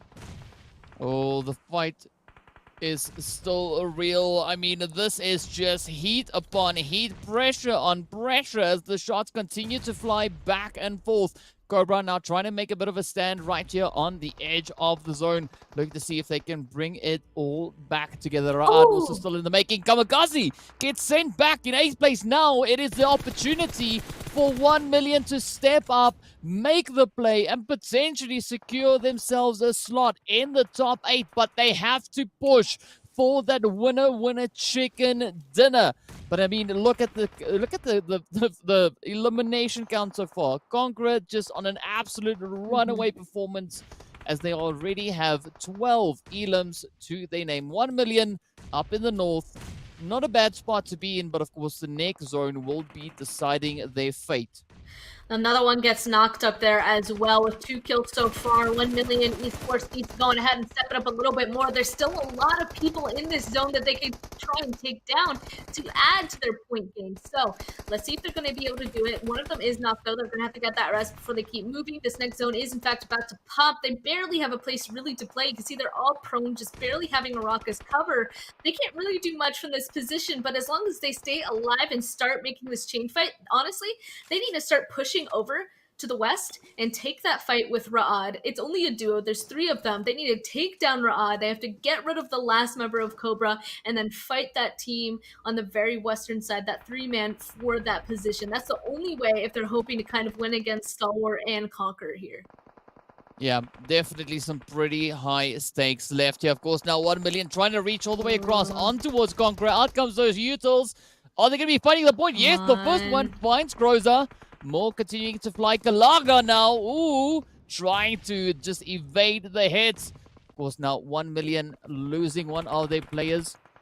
It is now up to Gaga Jabal and soon to keep it all together. Black Cobra getting sent back. We're down to our final 5 teams. 1 million cannot afford to get sent back right just yet. Stalwart goes down. 4 teams remain. It is Conqueror, it is Ra'ad, it is Headquarter, and 1 million Esports. But here we go. Conqueror, come on. Oh, out comes the nade. It is all down to Rio for Conqueror. Absolutely phenomenal play so far. 13 elims to their name. Up comes the rush. Will this be the play for 1 million? Gaga is down. Jabal and Soon trying to figure out which way to go. Are they going to prioritize the rush on towards Rio? Oh, come on. Oh, No. down goes Soon. It is There's now only down one to left. Jabal. Oh! Oh! Rio just 1v3'd 1 million Esports. Conquer is still alive. No way, 1 million Esports needed that. I mean, they have 12 points in total, but is that enough is a question I'm not sure. Ra'ad goes down as well. We're finally down to our last two teams. It's Headquarters versus the solo of Conqueror. That was an insane fight against 1 million, but that 3v1, Rio's nuts. That's all I could say. He's insane. Yeah, beautiful play coming in there from Rio, but unfortunately 1 million having a little bit of a problem deciding on which part to prioritize, the res or rushing up on it to Rio. Unfortunately, Rio was very capable of dealing with them as they delivered themselves to Rio there, but now it is going to be a nade fest for Headquarters trying to close this one out. A 1v3 up against Rio. 10 eliminations to 16 in favor of Conqueror Iraq. And me and Span, what a way to close up this final match as the last hit comes through. Headquarters finds their 11th elimination. Absolutely beautiful, beautiful PUBG coming on through. Fantastic stuff. And I mean, Conqueror just trying to steal the show with a performance right there. We just have to look at the match standings. I mean, I don't even know where all the points came from at this point. Conqueror just absolutely blew it away. I mean, 1 million Esports so close. I feel like they got a good amount of points, but again, I don't know about the overall. Yep, Conqueror, there you go. 28 points total, 16 kill points. They were on something in that game. Same with Headquarter, honestly. 11 kill points, still 26 total points. They also were able to drag themselves up that leaderboard as well. The next one on this list will be Stalwart and then Team Falcons, both of which were able to grab a lot of kill points as well. Yeah, some pretty heavy hitting plays coming through once again. I mean, Falcons coming in with the 8, Headquarters with 11, Conquer Iraq 16, Stalwart coming in with 6. But I mean, Stalwart, they were also trying to make a play for that first place, right? So they were trailing by about 30 odd points or something around about there, 29 if we want to be more exact. But, 12 points, not a bad finish. Of course, if we hop over on towards that second page, we see Revolution and Triple D Iraq coming in with 3 points apiece. GEEKAY Esports, I don't know what I was going for, as well as 5-6 coming in with 2 points respectively. And of course, then we see Clear Vision, the Ultimates, Egypt, 963 Egypt rather, and the players then from for Kurdistan sitting on the lower end of that leaderboard. But pretty tough play, but of course now we have our champions. We're going to be jumping into that. No surprise to see Team Falcons stealing the show, taking pole position, and of course, absolutely fantastic play. I mean, they were just playing such beautiful plays all the way through. I mean, starting all the way from day one with 45 elims in 3 games. That was just absolutely insane. And that really put them in a strong position to secure themselves decent placing on the overall. And they just kept on filling up. Absolutely fantastic stuff. But of course, at the end of the day, we need to look at what our overall standings are to see who else is going to be moving through to the next. Yeah, and we already know Team Falcons are going to be moving on, but also the top 8 move on as well. So big congratulations to the top 8 team that will be qualifying for PMPL Arabia. And that, of course, is Team Falcons, Conqueror Iraq, Stalwart UAE, Ra'ad, 963 Egypt, Revolution, Headquarter, and for Kurdistan. Look at all of them able to break into that 100 points overall. Team Falcons, you already said it yourself, DK, just rolled over everybody, being the first one to break that 100 points, and then we're able to continue to hold on to that position. 99 kill points in total. They almost got to 100. Yeah, they almost broke a century with those eliminations. But I gotta give it though to the players there from headquarter, right? They Mhm. started off the day over in 13th place, right? When we got into that first match, I said headquarter is a team to watch. And well, look at this. They pushed themselves all the way up the leaderboard into 7th place, 105 points to the name. But let's have a look at that second page to see just how close it was.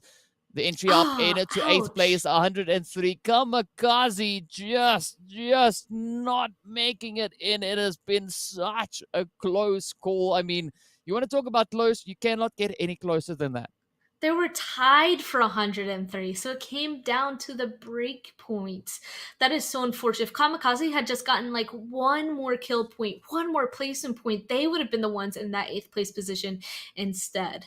That is very unfortunate. That was literally so close. Same with 1 million esports, 100, literally 4 points away. Ultimates with 98. We knew it was going to be a close one. Kamikaze, 1 million esports in the ultimates, though, in the end, not quite being able to go on ahead and grab enough points. But I have to say, they played their hardest. I mean, we can even see on the second place ultimates with the chicken dinner, vibes with 2, and triple D Iraq with 1 chicken dinner. Just taking a look at the overall kill points and placement points for a lot of these teams, these last 3 days were absolutely insane and intense gameplay. All of these guys shined. We saw, I feel like, almost all of them on Mm. the first page of the overall rankings at one point.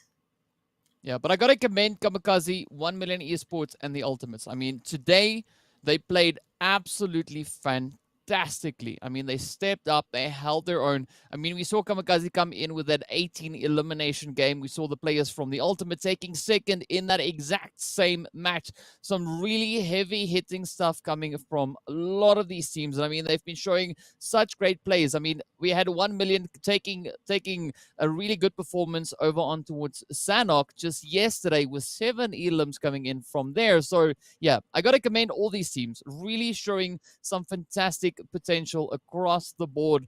And I got to say, I'm sad for the teams that came so close to qualifying, but I'm so happy to see the teams moving through to the next phase. Absolutely fantastic stuff. And I got to say, I'm super excited to see season 3 of PMPL. I agree. I mean, we got to be able to see PMPL Arabia season 1, season 2. We're about to be going into season 3. And there are some teams in here that have qualified once again that have been catching our eyes since the very first season. And I can't wait to see how they're going to perform in this one. And luckily, DK, we don't have to wait for too long. So that was an amazing qualifier round. And I can't wait to see what we have next. Yeah, it was absolutely fire all the way across. But of course, we got to send a big thank you out to our viewers. Thank you so much for tuning in. It has been an absolute blast casting this here. And of course, a big thank you to the teams for showing us some fantastic PUBG gameplay. I mean, we saw some fantastic one-taps coming in with the DBS from Golden. We saw some beautiful utilities getting sent all over the place. We had crashes. We had everything that you can think of happened. And it has been an absolute blast. So thank you so much for entertaining us all this time. And with that, of course, we want to give a big thank you to our production crew for doing a fantastic job. Thank you to you as well, Span. It has been an absolute honor casting alongside you once again. And with that, guys, we got to close it up for today. Thank you so much. Look forward to seeing you in the next one. But for now, stay safe and see you back again soon.